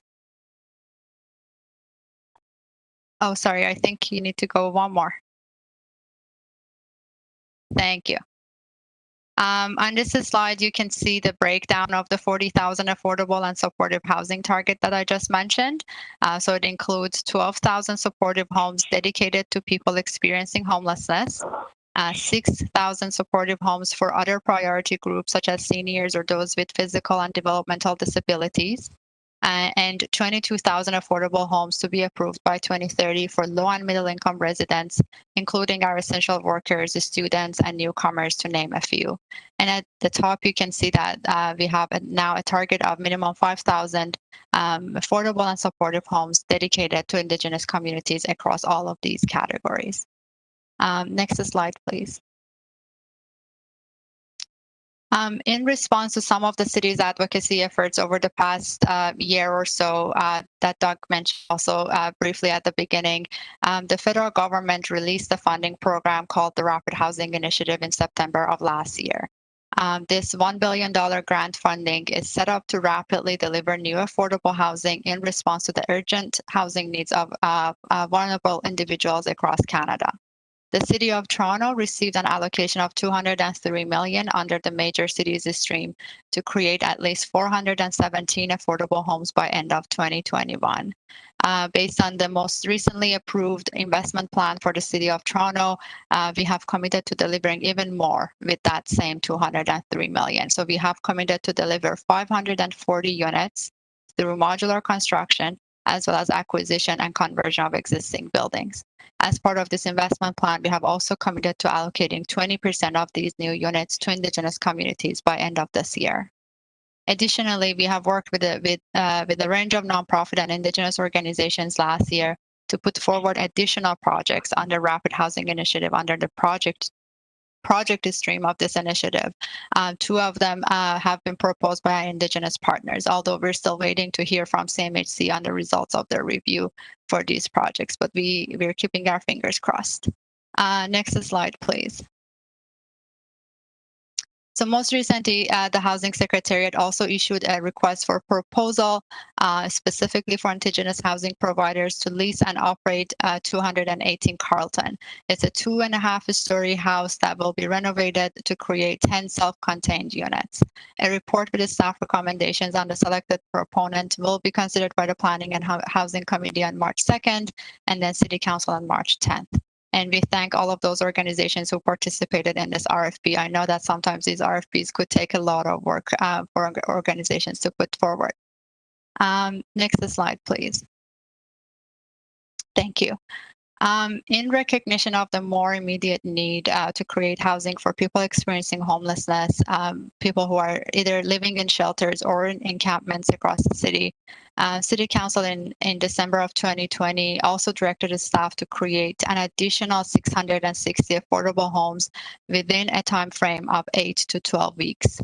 These 660 units will be provided either at TCH buildings, or they will be new units created through the Rapid Housing Initiative or through acquisition of other buildings, including hotels and motels. Next slide, please. Thank you. So here you can see a summary of the units to be delivered in 2021 that I mentioned so far. In addition to the 660 units to be made available this spring, the city will also be opening 150 new modular supportive homes, as well as the remainder of the Rapid Housing Initiative units that are expected to be ready for occupancy by end of 2021. So you can see that we are hoping to have just shy of 1,250 homes delivered this year, with about 20% of them allocated to Indigenous communities. It is important to note, though, that while the city is working hard to find these new housing opportunities, the city only has operating funding for 150 of them. In order for us to be able to operate these new homes as supportive housing, we need approximately $26 million a year from other orders of government. So we will continue to work with City Council, with this committee, with our Indigenous partners and other housing stakeholders to advocate to other orders of government for this additional funding that we need desperately to make sure that we can deliver much needed supportive housing in Toronto. Thanks. Doug, over to you again. Thank you, Mercedes. So if we could advance a couple slides, please. Thank you very much. So I wanted to start off with a quick update on the shelter support and housing service plan. So the divisional approach to housing, it comes through the City of Toronto action plan, the TO action plan, housing TO, pardon me. And after that is done, the shelter support and housing division creates its service plan to nest in underneath that. So we are embarking on that development of that plan this year, and we will be looking at a couple of pieces. Number one, it'll guide our work over the next 5-year period. It'll build on the city's housing TO plan, as mentioned, and it presents an opportunity for us to review, in line with a recommendation we received from the Auditor General, the local priority rules for selecting households from the waitlist for rent geared to income housing. So we'll be looking at that, and we'll be also working directly with the Indigenous community on the development of that service plan, and obviously any access changes that we need to consider for the RGI social housing waiting list. Next slide, please.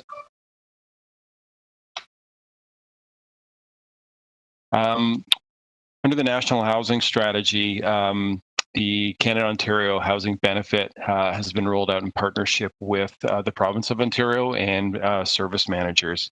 And it's a unique benefit. Unlike others, it's administered and funded by the federal government through the province. It allows individuals to receive an individual top-up to their rent, and the housing benefit's portable. So that meaning if an individual or family moved within Toronto or outside of our jurisdiction, they would take that benefit with them. It was a really interesting rollout, and we did some great collaboration with the Indigenous community with the portable housing benefit. Next slide, please.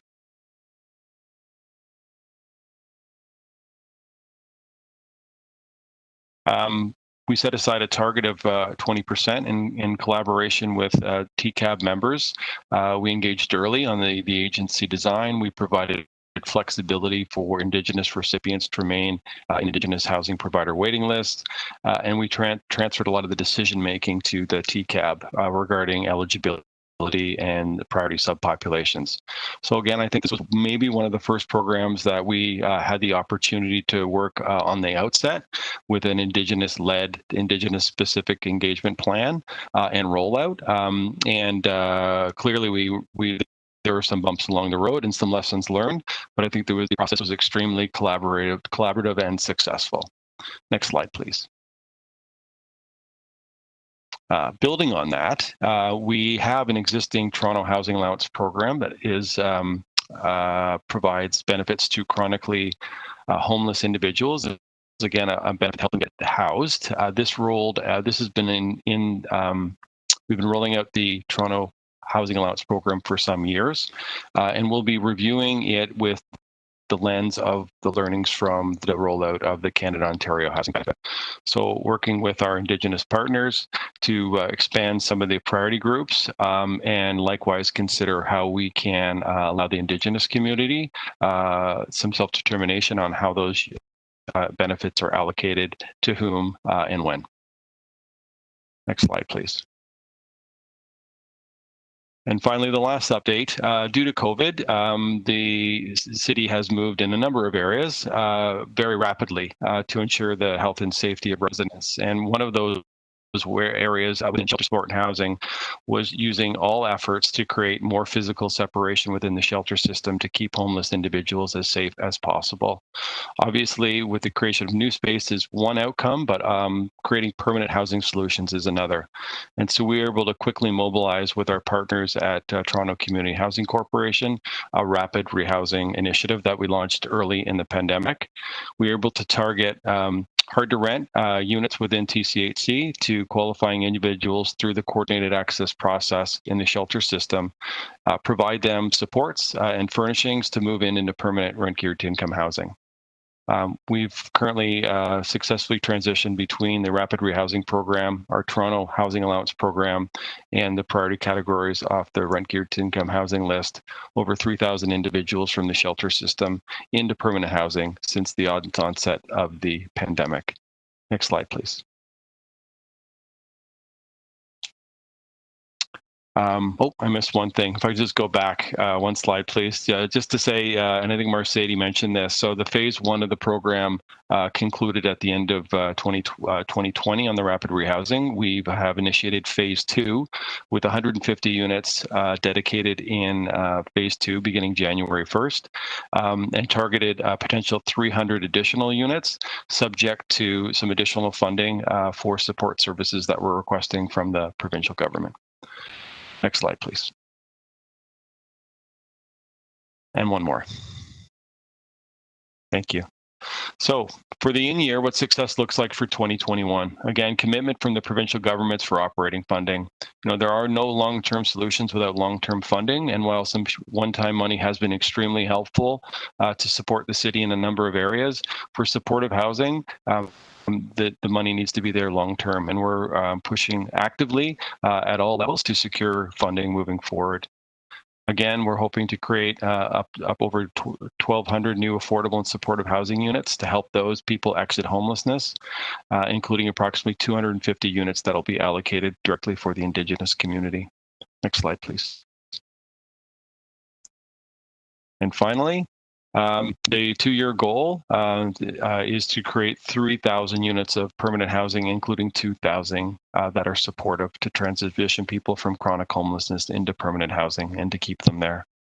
Our aim is to reduce the risks of COVID and improve the overall health of vulnerable and marginalized residents through pivoting from managing homelessness to ending it with permanent housing. So I think I'll stop there, and Mercedes and I would welcome any questions from the committee. Thank you. Thank you so much for that presentation. I just want to thank you for the time, and then just open the floor to questions from members. I see Angus, quick at the draw. Angus, go ahead. So great to have you both on this call. Good folks who really work hard to promote affordable housing. So welcome again. Mercedes, I do have some questions on a few of the pages, and I was wondering if I could just sort of refer to the pages and see if I could make better sense of this. So on page 11 of the presentation, but sounds like the Rapid Housing Initiative is going to be creating 540 units, correct? 540 units under the major cities stream in Toronto. Yes, that's correct. That's right. Okay. And there are 7 sites from modular construction and acquisition and conversion. So how many of those 7 projects will be owned by Indigenous nonprofits? These 7 sites, and through the chair, thanks Angus for the question. So these 7 sites, given that these are either city sites or acquired through the major cities stream allocation, will be owned by the city, but we are in the process of establishing a process to select nonprofit and Indigenous housing providers to lease and then operate these units for their communities. So no nonprofit ownership and no Indigenous ownership of any of the 540 units?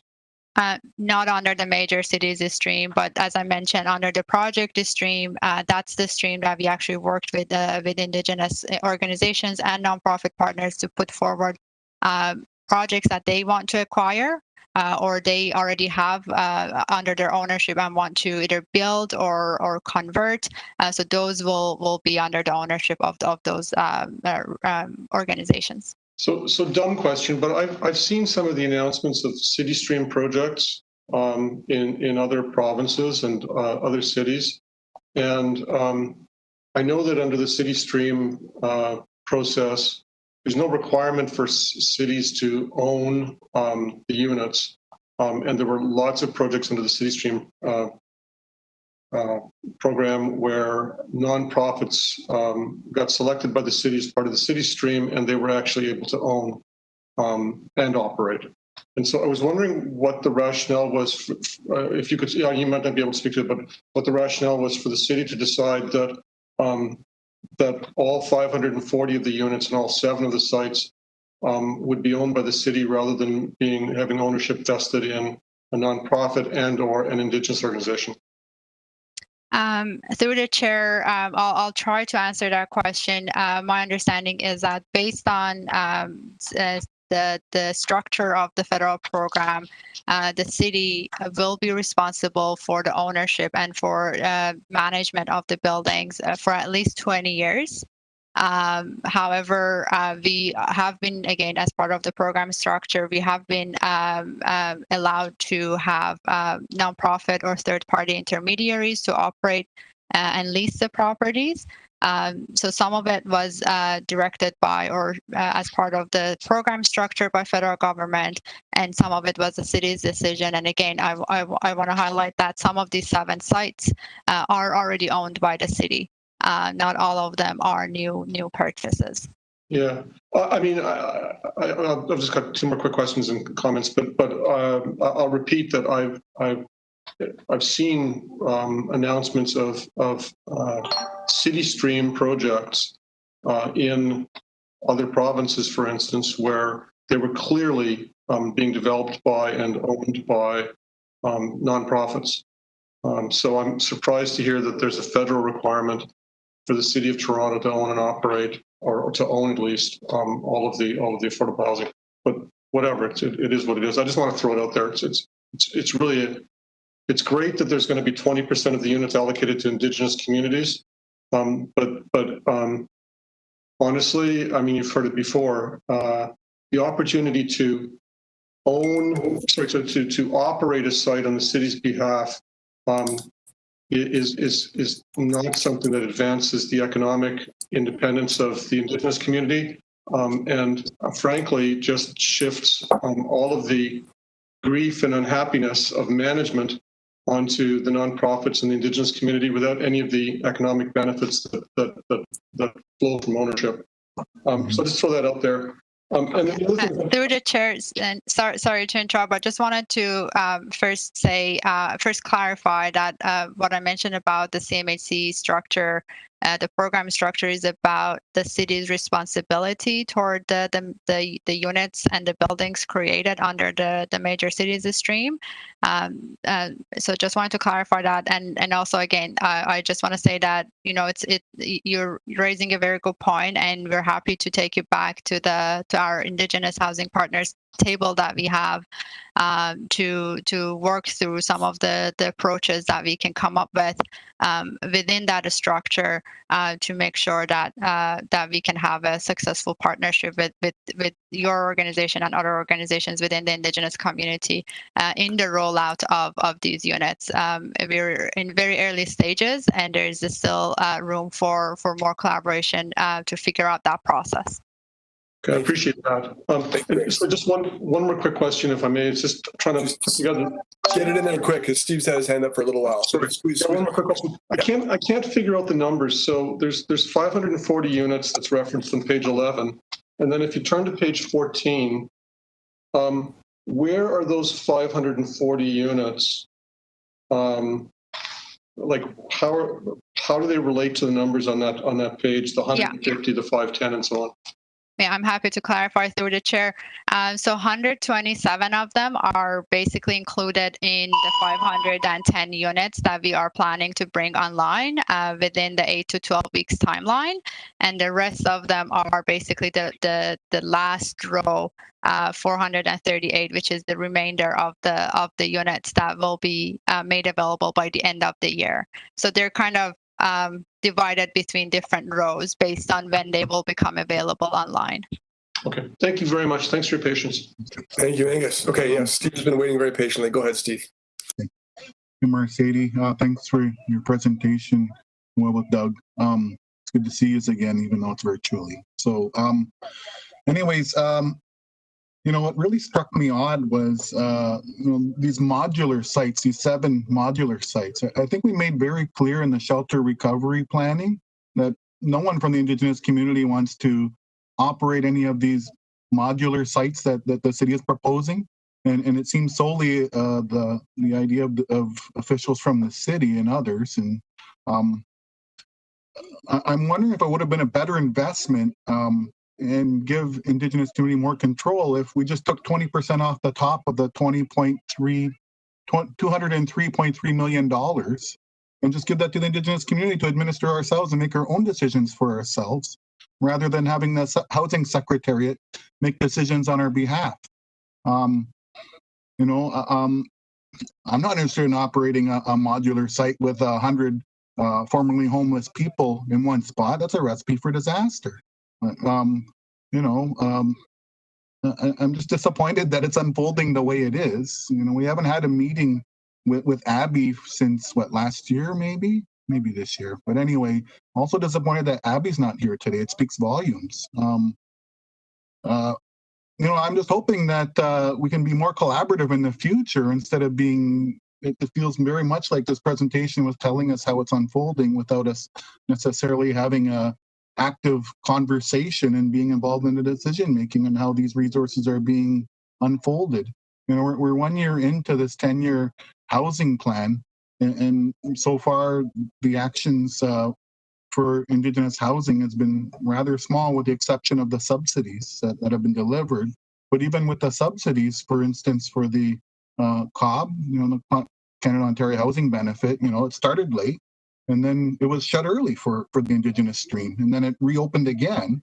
So, there needs to be more collaboration and more communication. I also know with TCAB, when we created in partnership with SSHA the meeting in the middle document, it seems like the housing secretariat's really clinging on to that, even though it's not a document we collaborated with them on. And we've been asking as Indigenous housing providers to create a similar document with the housing secretariat, but all I hear is the housing secretariat talking about this document that they had no real hand in creating. So I think a lot of work has to be done on the relationship, and when it comes to decision making, we should be able to at least influence how some of these decisions are unfolded. So those are my comments. Thank you, Steve. Thank you. Francis, is your hand up? I see a little icon floating in the top left corner. It is. Okay. And then over to you, Millie. Sorry. So Francis, go ahead, and then we'll move to Millie. Okay. Thank you very much for the information on this. There's a lot to digest there. And when you first look at it, it looks exciting, big numbers, lots of money, everything floating around. But it's something that I have said probably at every housing meeting I have ever gone to, and that's what page is it on? I can't remember what page it is. The 1,000 new portable and flexible COB benefits. Of what benefit is that to housing providers if there are 1,000 of them, which is great, but after they get them a month later, they walk out of town and they go to Thunder Bay and Sudbury, and that leaves the housing providers here completely short. How does that help? Are the benefits replaceable? Will you replace them as they walk out of town? I don't think you have the money for it. But and so portable housing benefits are just that, they're portable and they're taken away, and there's nothing to sustain a housing provider here. And I have to reiterate what Steve said.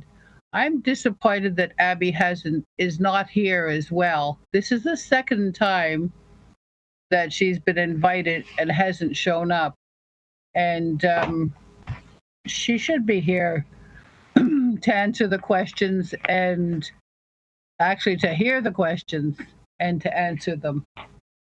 Thank you. Francis, it's Doug Rollins here. May I respond to the COB? I think I can provide a little context to help. Absolutely. Sure. So thank you, Chair. So the COB was much lauded through the National Housing Strategy rollout as a solution for everything. It's not. It is merely one tool in the toolkit, and it comes from with some restrictions. So it is not, Francis, to replace existing RGI subsidies with existing housing. It is a program designed to support people with mobility across jurisdictions. So currently, if someone receives a housing benefit, even in Toronto, and they want to leave, they can't take it with them. So I think the federal government's approach was this allows people who are in housing need to move with their benefit. So it has that benefit. It isn't a lot of benefits.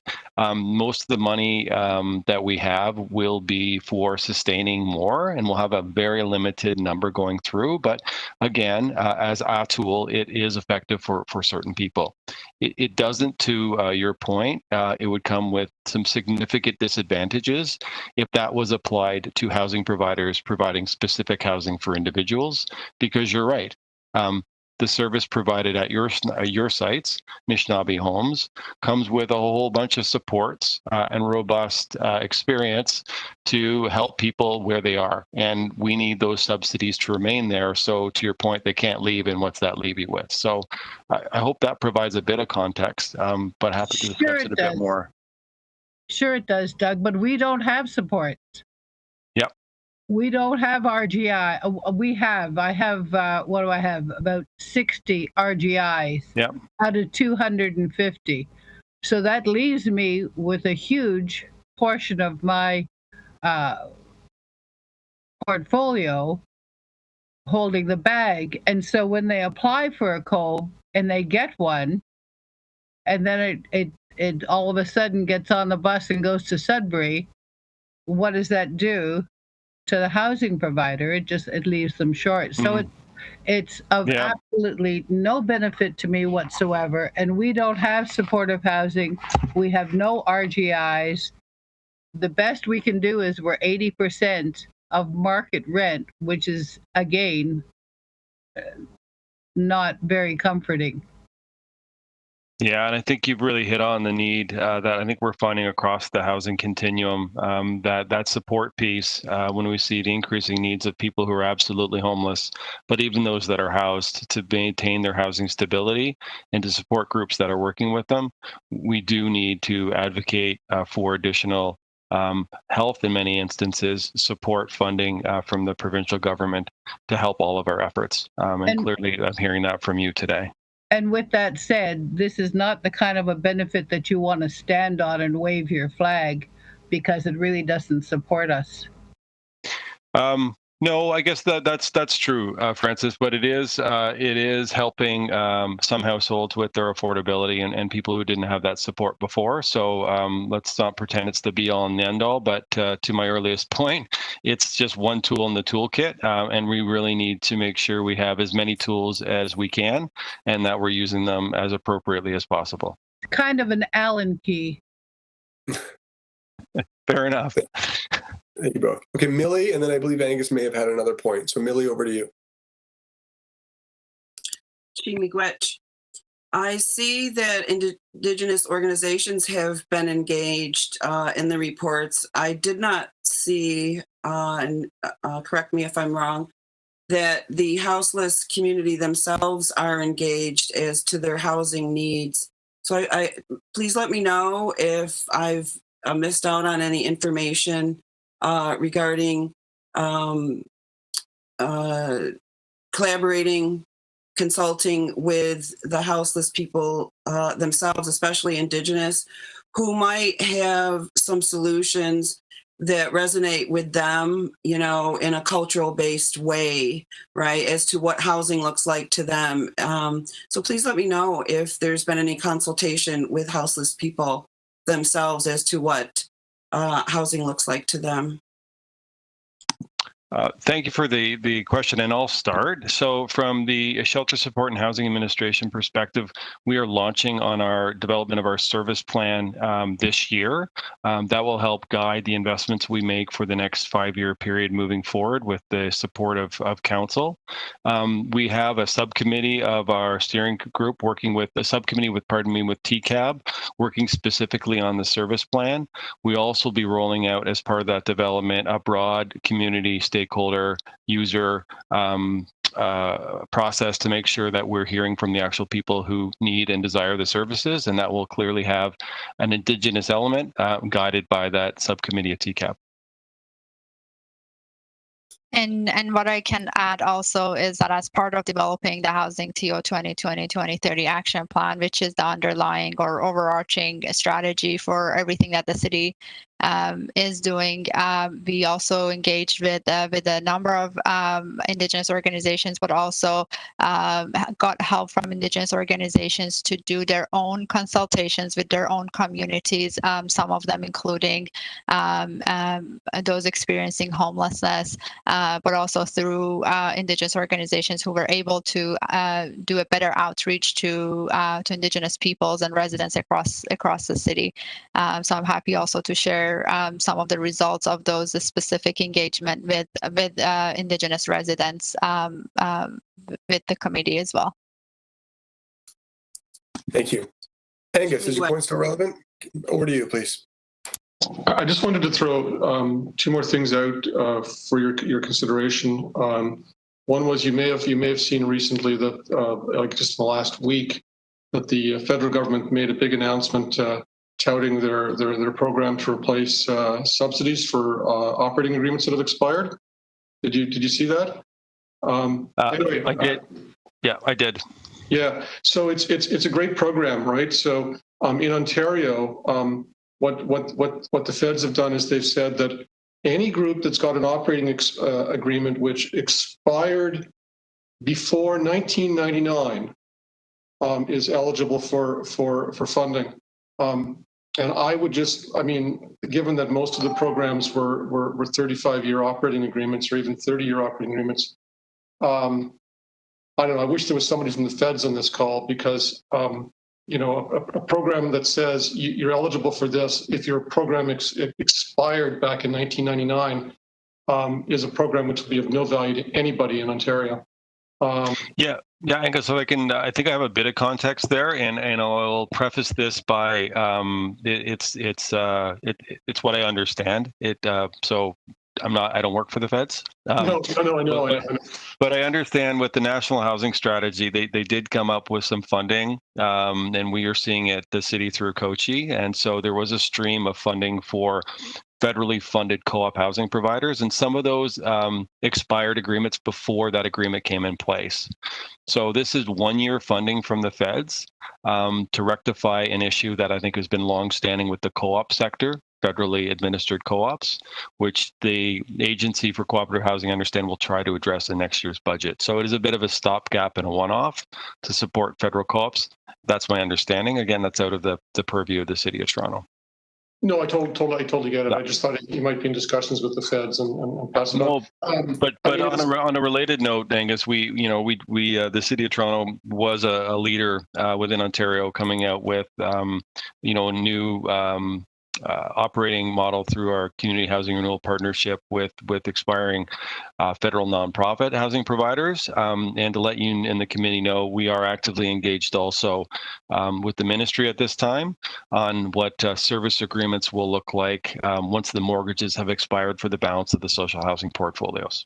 Yeah, no, thank you for that. And the city's been very supportive of groups that have had agreements come out of, or units come out of the agreements. So thank you. Anyway, just thought I'd pass it on. Thank you. Okay. Do we have any further comments from the committee for our presenters on this topic? Just going to ask one more time. Okay.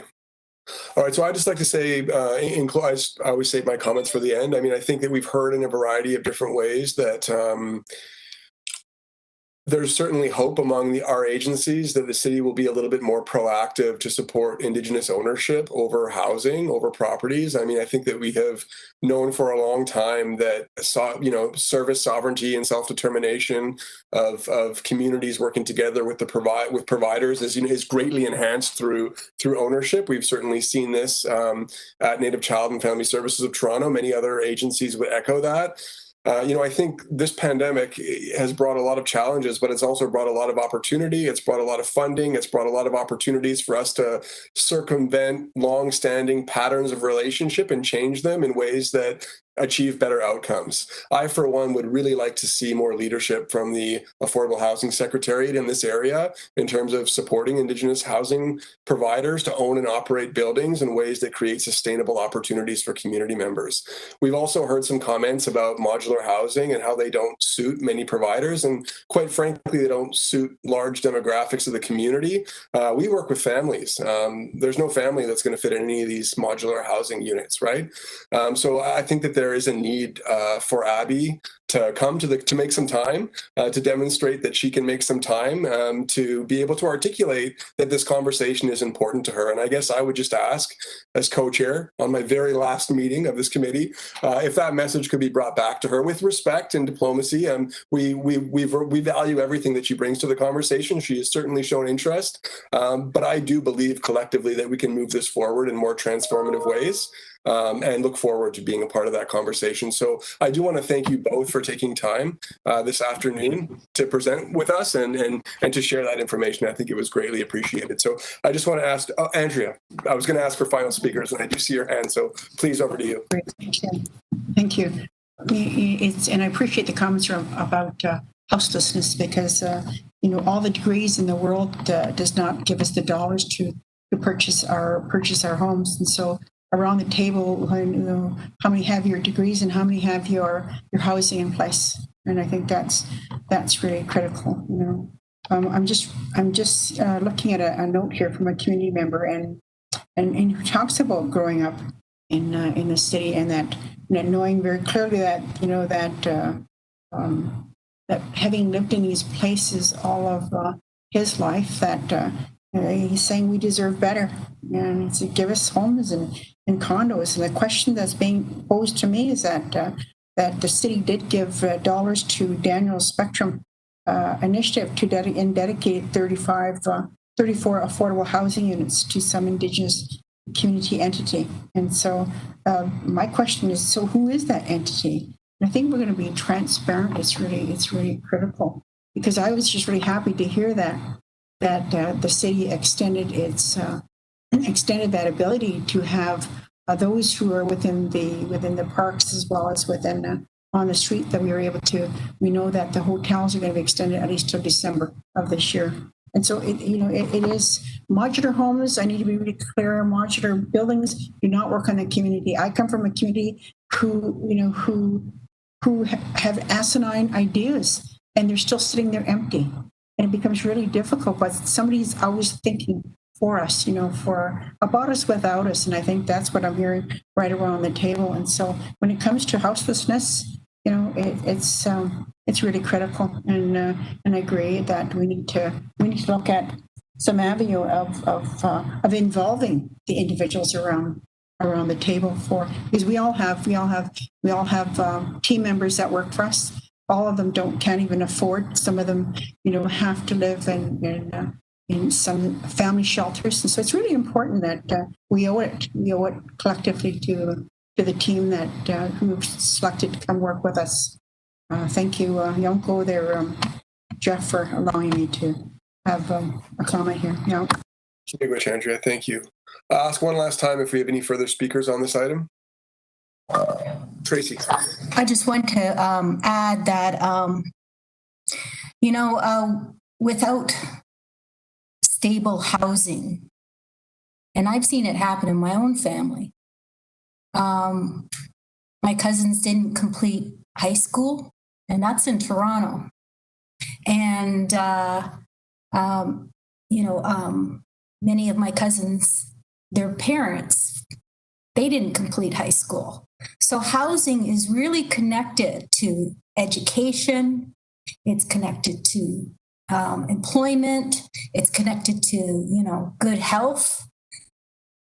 And with the fact that, health disparities are quite large and extensive within the Indigenous community, people are going to be coming to Toronto because we have hospitals, we have good doctors and specialists here. So we need that housing for those seniors, for those that need to live in Toronto for long term, and to benefit the families, and because everyone's always wondering, Why can't you get ahead? Well, if you don't have your basic shelter needs, how can you?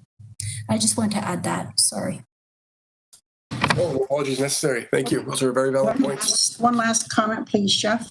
Okay. I'd like to introduce a number of our clients who are graduates and who are homeless. You know, so it's really about how we support as a family, as an extended family for individuals. I have all members of my family who own their places, but that's not the issue. The issue is that we need to make sure that we're affording all of our community members the opportunity. Go. Thank you. Okay, just recognizing the time and seeing no further speakers to the item, I'm going to ask if we could have a motion to receive the item. Angus, seconded by Larry. Miigwech to both of you. Thank you. Okay, that's going to move us on to our next item, item AA 9.6, which is the community support service pilot program. And I understand that we have Mohammed Surya, the manager of policing reform in social development, finance and administration, and also Leanne Champagne from community development officer that are here to give us a presentation. I would just like to welcome you both. The floor is yours. Miigwech. Thank you, Jeff, and thank you everybody for having us back here. As Jeff indicated, my name is Mo Shuri. I'm the manager of the police reform team. I'm with my colleague Leanne Champagne. I'll let her introduce herself before we start our short presentation. Hi, my name is Leanne Champagne. Been working frontline for 15 years with the City of Toronto. I've jumped onto this team in mid-November. Currently working on the Indigenous-led pilot of this initiative, and I'm going to give you a bit of an update of where we're at right now. Thanks, Mo. Thank you, Leanne. If I can have the next slide, please. So the purpose of today is for us to give you an update since we last spoke in October on the progress made on the policing reform work, and in particular the report that went through City Council in February around alternative community safety response models and the recommendation of a community crisis support service. If you remember back in June 2020, City Council passed 36 recommendations for policing reform, highlighting various different initiatives. And to date, of those 36, 58% have been completed. We have an ongoing tally available on our website, www.toronto.ca/policing reform, and I'm happy to share that with the chair, the co-chairs, to share with the rest of the group that will provide a detailed update on each of these areas of work. We can have the next slide, please. Particular focus that we have been working on, and I'm happy to update you on, is the need to reimagine crisis response. And certainly part of our research has led us to understand that the mental health system in our city is overwhelmed. We have seen that because of decades of underfunding, a lack of capacity, that more and more people have fallen into distress. And as a result, that is leading to an engagement with our law enforcement, our Toronto Police Services. We've seen a 32.4% increase in person in crisis calls over the last 5 years. And we know that this approach is not a beneficial approach. In particular, presents service barriers to Indigenous communities and other communities that face vulnerabilities. So we have to be aware of imagine what other approaches we can take. So the work that we've been doing over the past 7 months have been to reimagine a new non-police model of response that is client-centered, trauma-informed, and reduces harm. Please have the next slide. So to that end, we've done extensive community consultation in a short period of time. We did 33 community roundtables, of which we did 7 specific roundtables with Indigenous communities, partnering with 3 Indigenous-led organizations, Native Child and Family Services, and NAGB, as well as First Nations, two-spirited people of the First Nations. We completed 2 public surveys. We did 29 key subject matter expert interviews. We did a public opinion poll. And we also provide an opportunity for anyone to download and submit their feedback through a discussion guide. We got 5 community submissions received from a total of 32 participants. I know many of you on the table are part of the Alternative Community Safety Response Accountability Table. So we've had 4 meetings with the table that has 50 plus organizations. We also did a scan of 53 crisis response models from 50 jurisdictions with a particular focus on Indigenous-led responses across the country, and we've captured that in our report that was before City Council. 17 co-response models and 36 non-police-led response models were identified within Canada and internationally. Please have the next slide. So what we recommended to City Council and was adopted was a pilot approach for a community crisis support service that will be anchored in community with a community health partner that does not require the presence or intervention of police. The proposal is to have 4 pilots, 3 geographic pilots, which I'll show you the map in a second, and 1 pilot to be led by Indigenous agency, to run for a period of 3 years with the goal to work towards a full-scale citywide implementation by 2026. City Council, at its decision in early February, has asked us to report back if we can do full citywide implementation even earlier.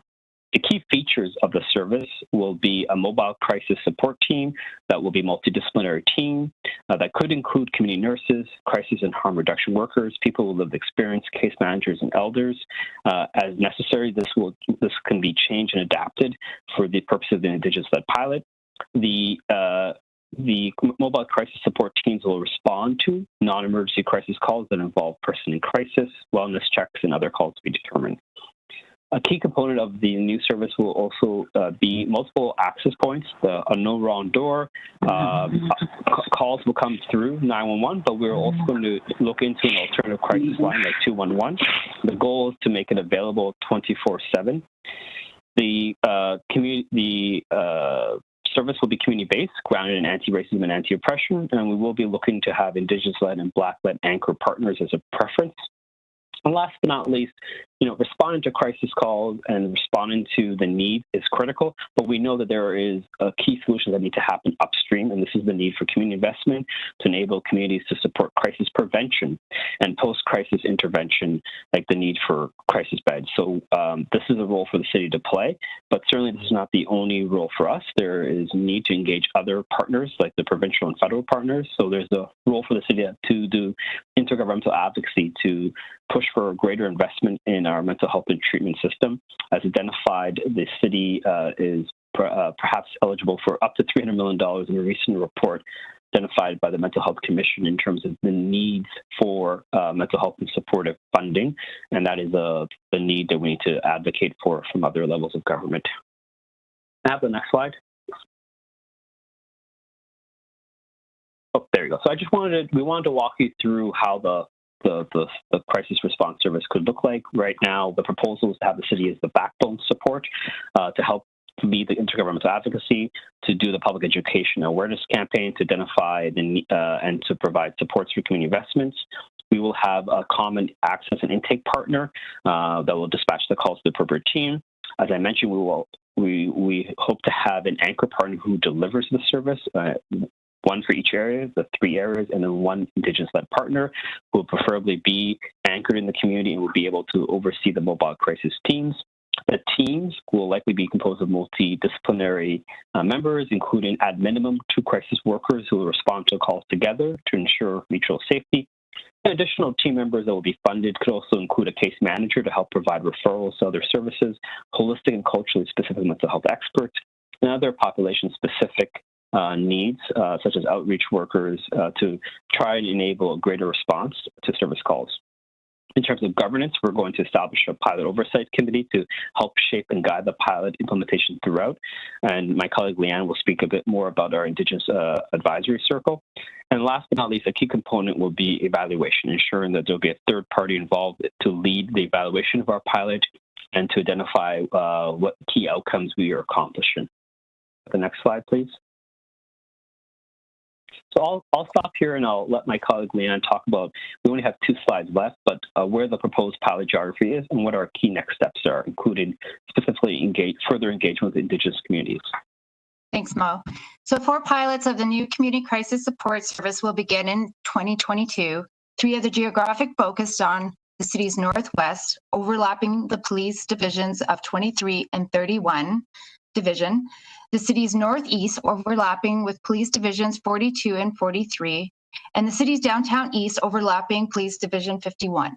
We selected these pilot areas based on data we received from the Toronto Police Service on areas of highest volumes of highest volumes of persons in crisis and calls, highest volumes of apprehensions under the Mental Health Act, highest areas for response calls for the police and mobile crisis intervention teams. In addition to the geographic equity pilot site selection took into account a review of the current landscape of mental health and supportive services and consideration of neighborhood improvement areas in the proposed areas. A fourth Indigenous-led pilot is also proposed. However, the geographic catchment area will be determined through further engagement with Indigenous communities in March and April. If you could change the slide, please. Thank you. Over the next few months, we plan to broaden and expand our engagement with Indigenous communities in order to build out our Indigenous-led response. One, we'd like to host a community roundtables in March, similar to the roundtable sessions that took place back in the fall. However, these will focus specifically on components of Indigenous model and key area gaps for community investment. We would like to speak to key subject matters and experts, so we continue to engage with Indigenous subject matters experts to hear their perspectives and key considerations. 3, establish an advisory circle to begin meeting in March, and that will be discussed further. Also, we have held 9 out of 14 conversations with Indigenous-led organizations to provide input on Safe TO, continue to identify priorities and recommendations related to community safety and well-being plan, continue to align and coordinate work with the IAO and community tables such as yourself, TASK, and TPS.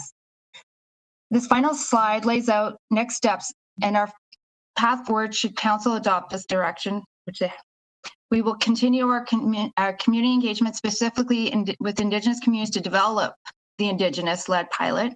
We will focus on launching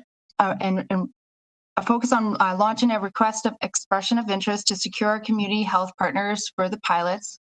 We need to continue to engage our counterparts with the Toronto Police as well as Toronto Fire and Toronto Paramedic Services to align our initiatives. We will develop an evaluation framework and call triage process, a pilot oversight governance body, and launch the public education campaign.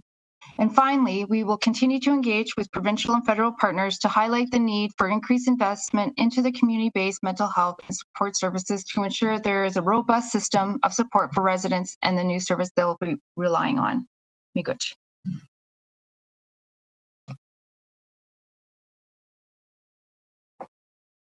Thank you very much for that presentation. I'd just like to thank both of you. At this time, I'd like to open the floor to members of the committee for any questions for the presenters. Do we have any questions? Just a question, Leanne. I'm looking at your chart and all that. Will any of these people be, they're all good negotiators, correct? When you're negotiating with someone, you need someone with that expertise. When I mean negotiating, I mean you have to how to calm them down. So I imagine they've taken courses on that, correct? Yes, and that will be an expectation that we're working out is a passport of trainings and recommendations. So we were talking about this recently about what trainings would be important to have across the board. So those are still in conversations, and those are some of the topics that I would like to have as part of our advisory circle that I would like to see happen in March, where people from different Indigenous agencies and community members could come together and suggest what they would feel is important to have as a credential going into this, to make sure that we are going into the community safely.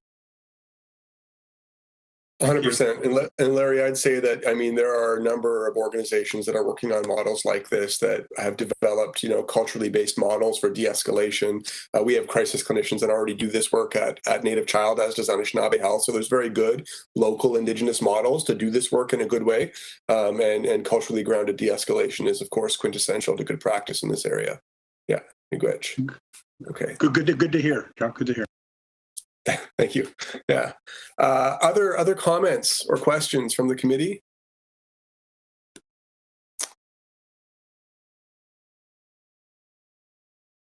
Okay. Silent on this. Fair enough. Okay. So if there are no further speakers, we don't have any speakers on this item either, do we? I can't see the clerks. Usually Jonathan is very helpful, but I don't think we have any speakers. So seeing no speakers on this item, then I would just ask for a motion. I would just thank you kindly for your presentation, and I would ask for a motion to receive the item. Pam, seconded by Angus. Miigwech to both of you. Okay. All in favor? Any opposed? Seeing none, motion is carried. I realized I skipped that procedural thing. So thank you very much. I think that takes us to our last item, and I know we're really pushing the envelope on time here.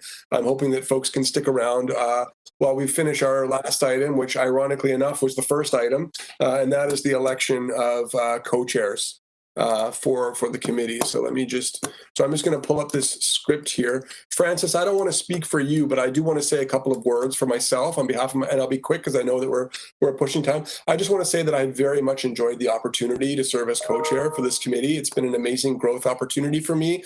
I've learned a lot. It's been phenomenal to work with clerks. Clerks have been an amazing support. It's been great to work with Selena.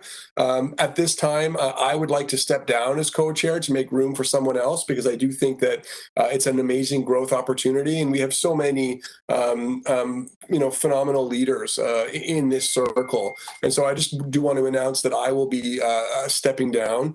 Francis, I don't know if there's any words that you want to share at this time before we move into the election process. Well, in light of the fact that we're now at limit, I do want to say thank you to the whole Aboriginal Affairs Committee for the support that I've received over the years. We're talking about how long we've been here. I've been here since Jane Pitfield, which is around 2001, 2002, that time. And so I also stepping aside to make room for younger legs with new ideas, new thoughts, and new enthusiasm. And it has been my great honor to sit in that chair for all these number of years. And thank you muchly, everyone. Miigwech, Francis. Thank you. Okay. So yes, you deserve many applause, and I wish we were in person to do this. But okay, so then I'll just say, I'll just ask the committee then if there are any nominations for the position of co-chair of the Aboriginal Affairs Committee as advisory committee. The floor is open for nominations, folks. This is Andrea Jeff. Yes. I wanted to advance Ruth Green. I was of one of the co-chair, and I think she brings in a wealth and from both sides, the academics as well as coming in, meeting in the middle, and I think it would be great to have someone in her particular. I know she's gone through the stepping stones within the community itself, and so with that, I'm hopeful that Ruth that you'll accept this nomination. Miigwech. Now go, Andrea. This is Ruth. I actually would love to stand as a possible nomination for the co-chair position. Fantastic. Okay, Miigwech. So thank you. Thank you, Ruth. Thank you both. Okay. Additional nominations. Do we have a nomination for? Do we have any additional nominations on the floor?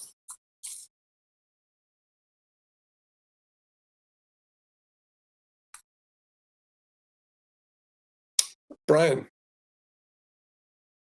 I would like to nominate Pam. Pamela. Okay. Pam?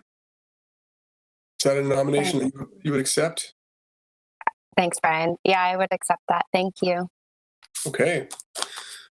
Do we have any? I'm just going to call a second time for any other nominations. I just want to make sure that we don't have any more. I see Millie's hand.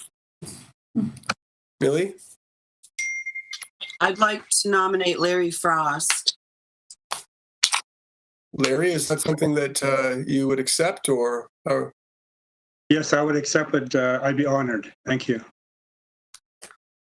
Okay, and I will call a final time just to make sure there are no other nominations. Any additional nominations?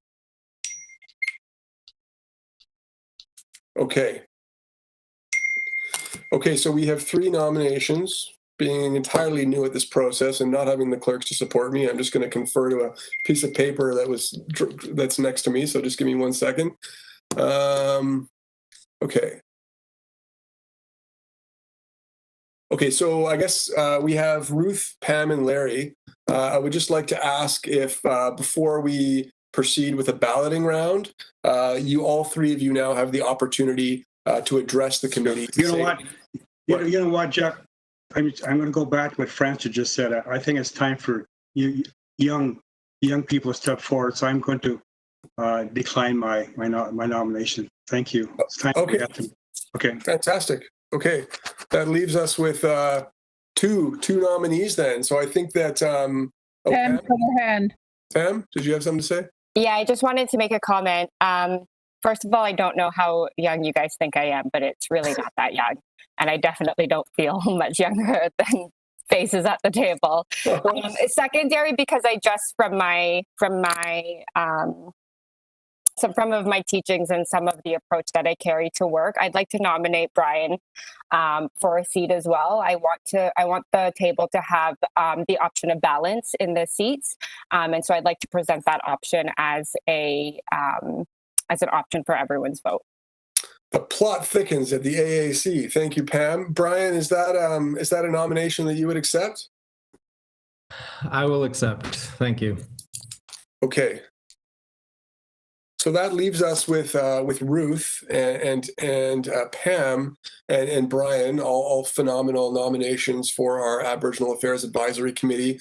I will go around now and ask each of the nominees to share a few words before we move on to a balloting round. Ruth, could I ask you to please share a few words? I know that you're pressed for time. Is Ruth, are you still with us? Hello, I'm there. Yes, great. Sorry, I was just unmuting. So I'm first going to disclose that I'm walking with my children, my beautiful responsibilities, who are young still, a 10-year-old and an 8-year-old.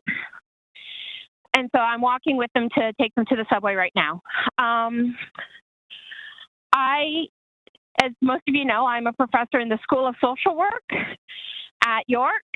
I have worked in the community. During my master's, I worked at Undayan. Then I moved from Undayan. I prior to that, I actually engaged with our land stewards and land stewardship at Evergreen and supported homeless youth in their understandings of who we are as Indigenous people to this earth. After that, I had one of the most amazing experiences. After working at Undayan for a year, I was able to move into a position at Ryerson Aboriginal Student Services, where I was able to participate in educational attainment of Indigenous youth.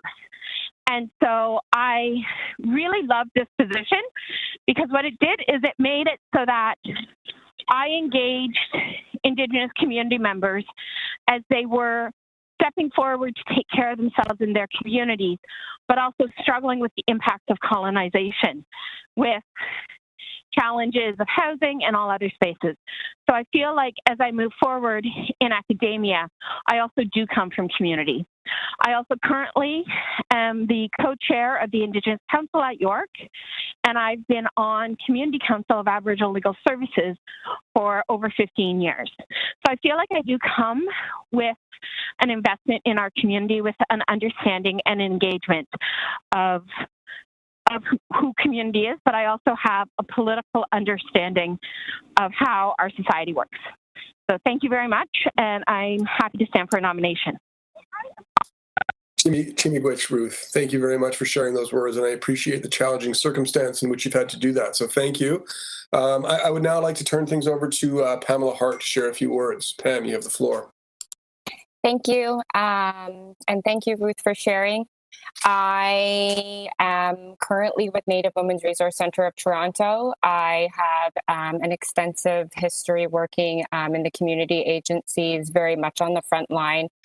So my heart and my approach really lays with really lays with community and sort of that face-to-face approach and listening to what they need in that thorough assessment. I've been I sort of grew up in this with these agencies, and I've watched many of these faces over the years sit at different tables, and I've really been guided from afar from the leadership here that sits. And so for that, I'm very grateful and humble to even accept the nomination. I would be very honored to sit at the table. However, I am happy if it is not me.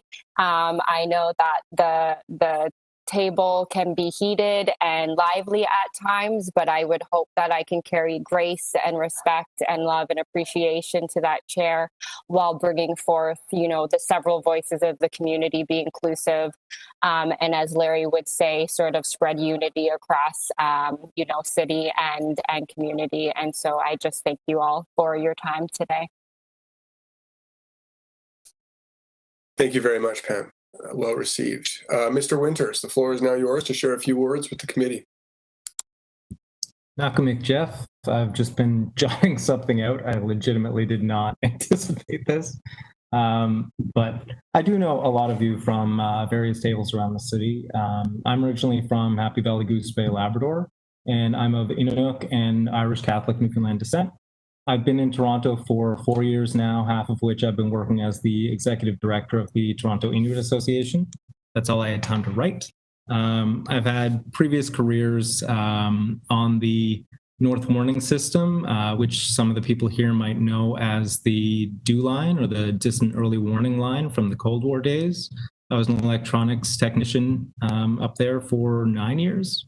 After that, I was working in credit card processing in Montreal for 4 years, and I also lived in Halifax cumulatively for about 10 years. So I've been making a slow progression west and stepping up the size and population of the cities I've been living in.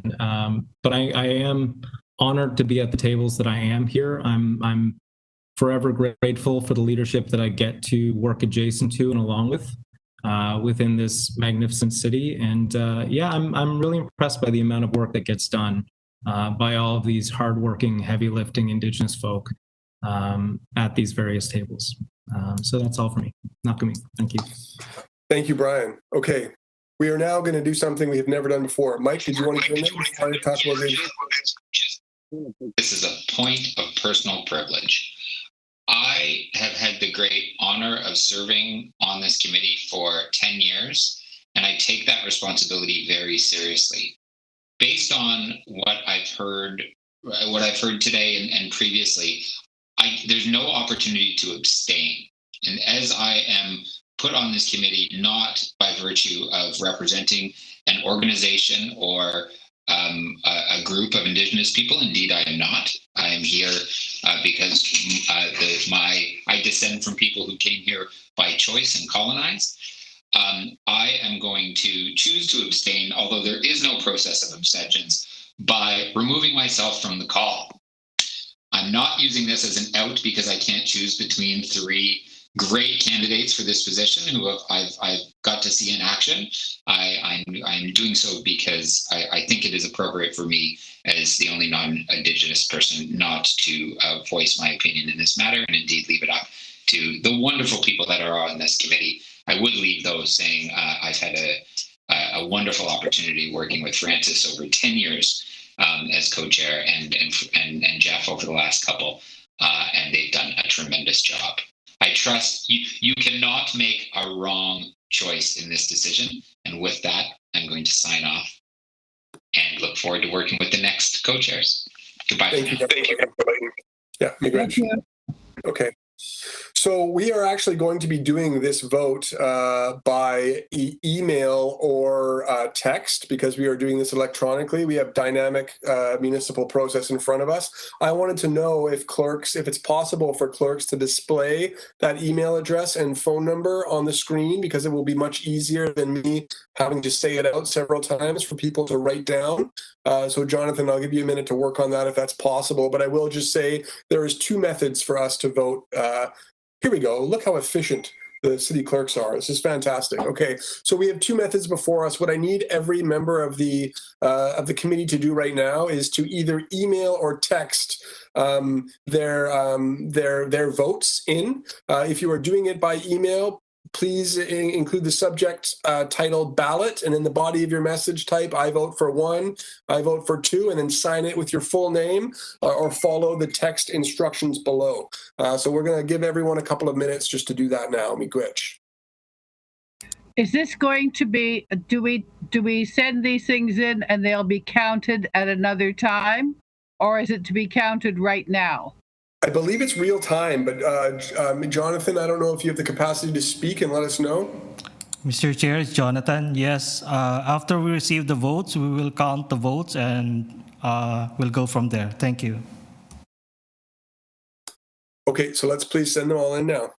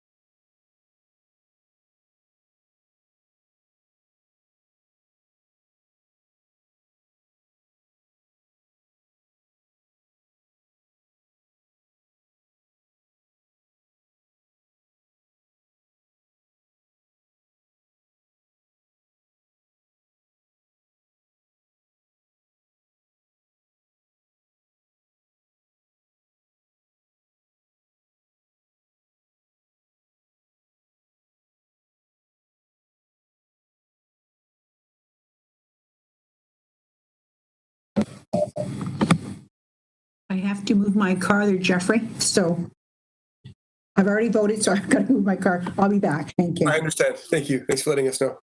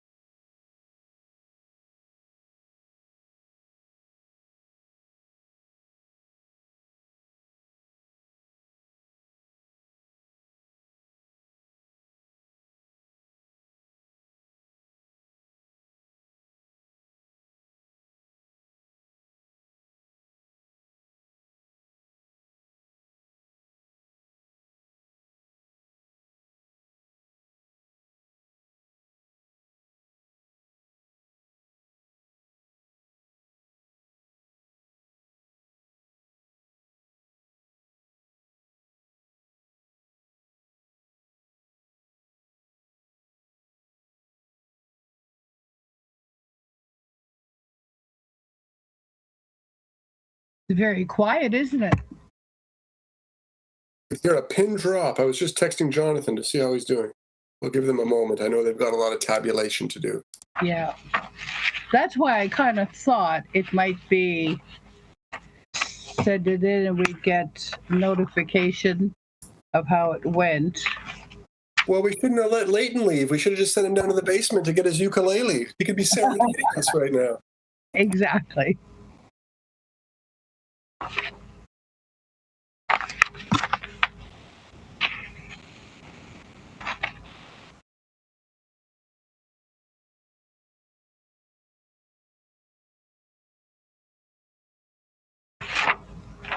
The real question is, what if there's a tie for the second spot?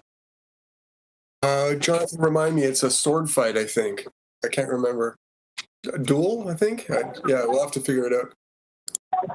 I would then step down, Angus. I think it's the best 2 out of 3, isn't it? That's it. It's got to be it.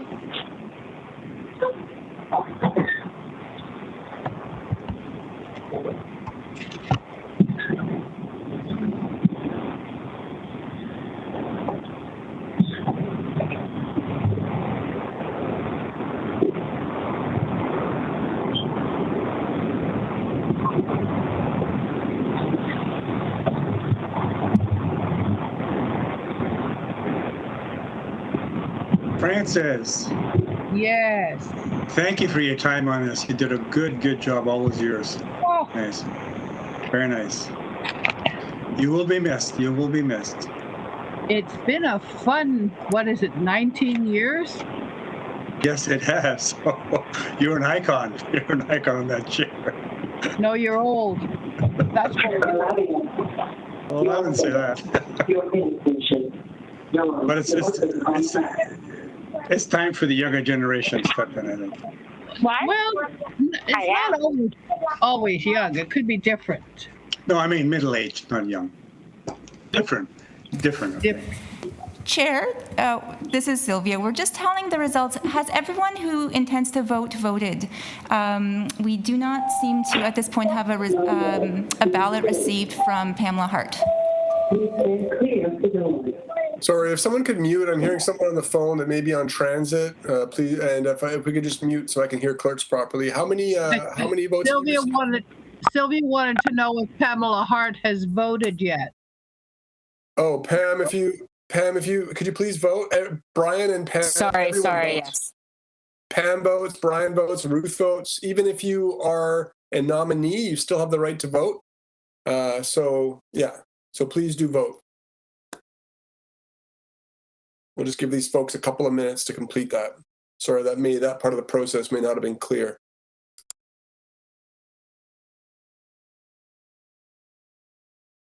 This is when you regale us with some comedy, Jeff. Apparently no dad jokes. I'd probably get something thrown at me, you know? Some dad jokes are pretty good. Jeff, thank you for your time on the council. It was very good. Thank you. You did a good job also. Thank you, Larry. Yeah, I enjoyed it. I really did enjoy it. Yeah. Everyone should take a spin at sitting in the seat because it's interesting and it's a different dynamic. And it's fun. Next time around. I agree. I mean, that's why, part of the reason why I'm ready to vacate, provide the opportunity to someone else. I mean, it's great. It's a great experience to learn from our colleagues in the city and to do conversations. So, Chair, if you will just give us a moment to do the tallying, I will confirm that we received 11 ballots. And I will confirm that of the members who were present at the beginning of the call, absent currently and therefore not having voted are Councillor Leighton, is it Steve Teakins? Steve Teakins and Tracy. And Nancy Martin.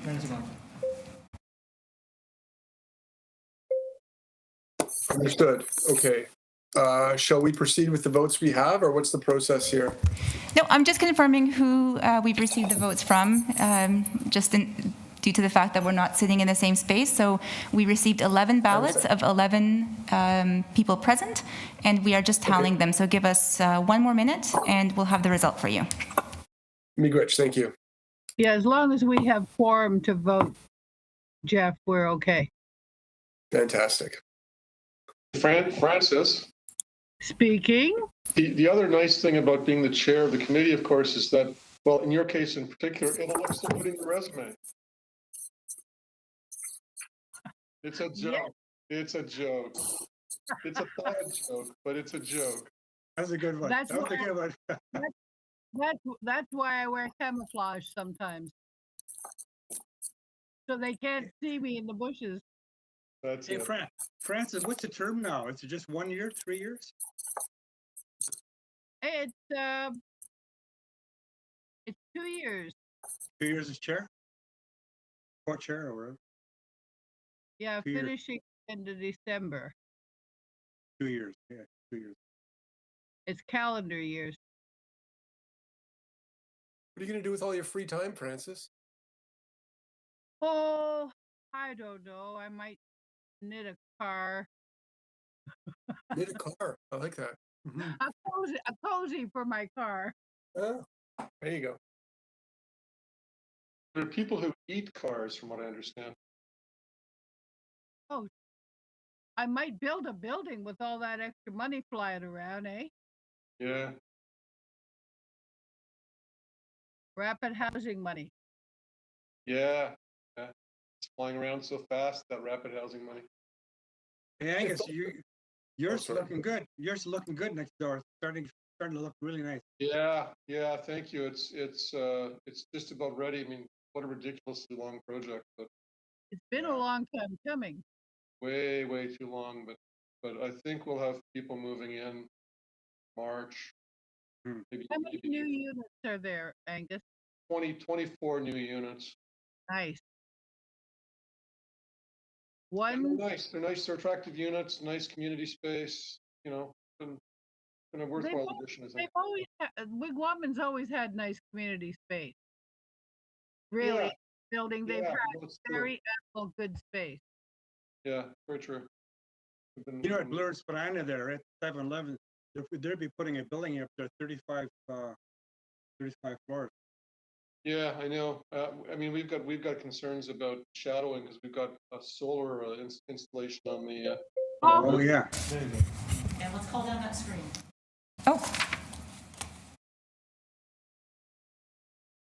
Okay, I believe we have something from clerks. I can hear some chatter.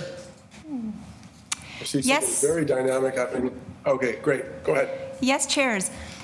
So under the rules, I'd like to give you an option. Would you like us to read out the result of each ballot? Regardless, this will be recorded in the minutes. Or would you like us to report the result? I don't know how you feel, Francis, but given the time and I think that we should just go straight to the results. I think the results would be just fine, Sylvia. In that case, chairs, the 2 nominees who received both the most votes and a majority of votes are Pamela Hart and Brian Winters. Congratulations to our 2 new co-chairs, Pamela Hart and Brian Winters. Thank you. Thank you. And congrats, Pam. Congratulations, Brian. Congratulations, Pam. Thank you. Wear it in good health. Okay. Do we need to quickly move on to the motion to excuse the absence of particular members, or are we just closing up now, Jonathan or Sylvia? That Mr. Chair, our business for today. Mr. Chair. Yes. We will display the motion for you. Thank you. Thank you. Yeah. Sorry, guys. We're almost there. I appreciate everybody's patience. I really do.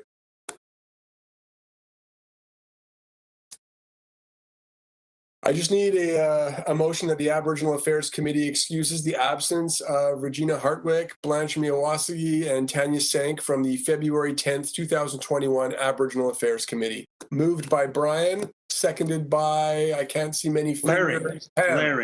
Larry. Okay, seconded by Larry. Fair enough. All those in favor? Any opposed? Seeing none, the motion carries. And my final act as co-chair of the Aboriginal Affairs Committee today is to say that that concludes our business today, to thank all of you for your participation and to wish you a healthy and safe evening. Chimigwich to all of you. Thank you very much. Thank you all. Thank you. Stay well. Bye. Yeah. Bye. Bye.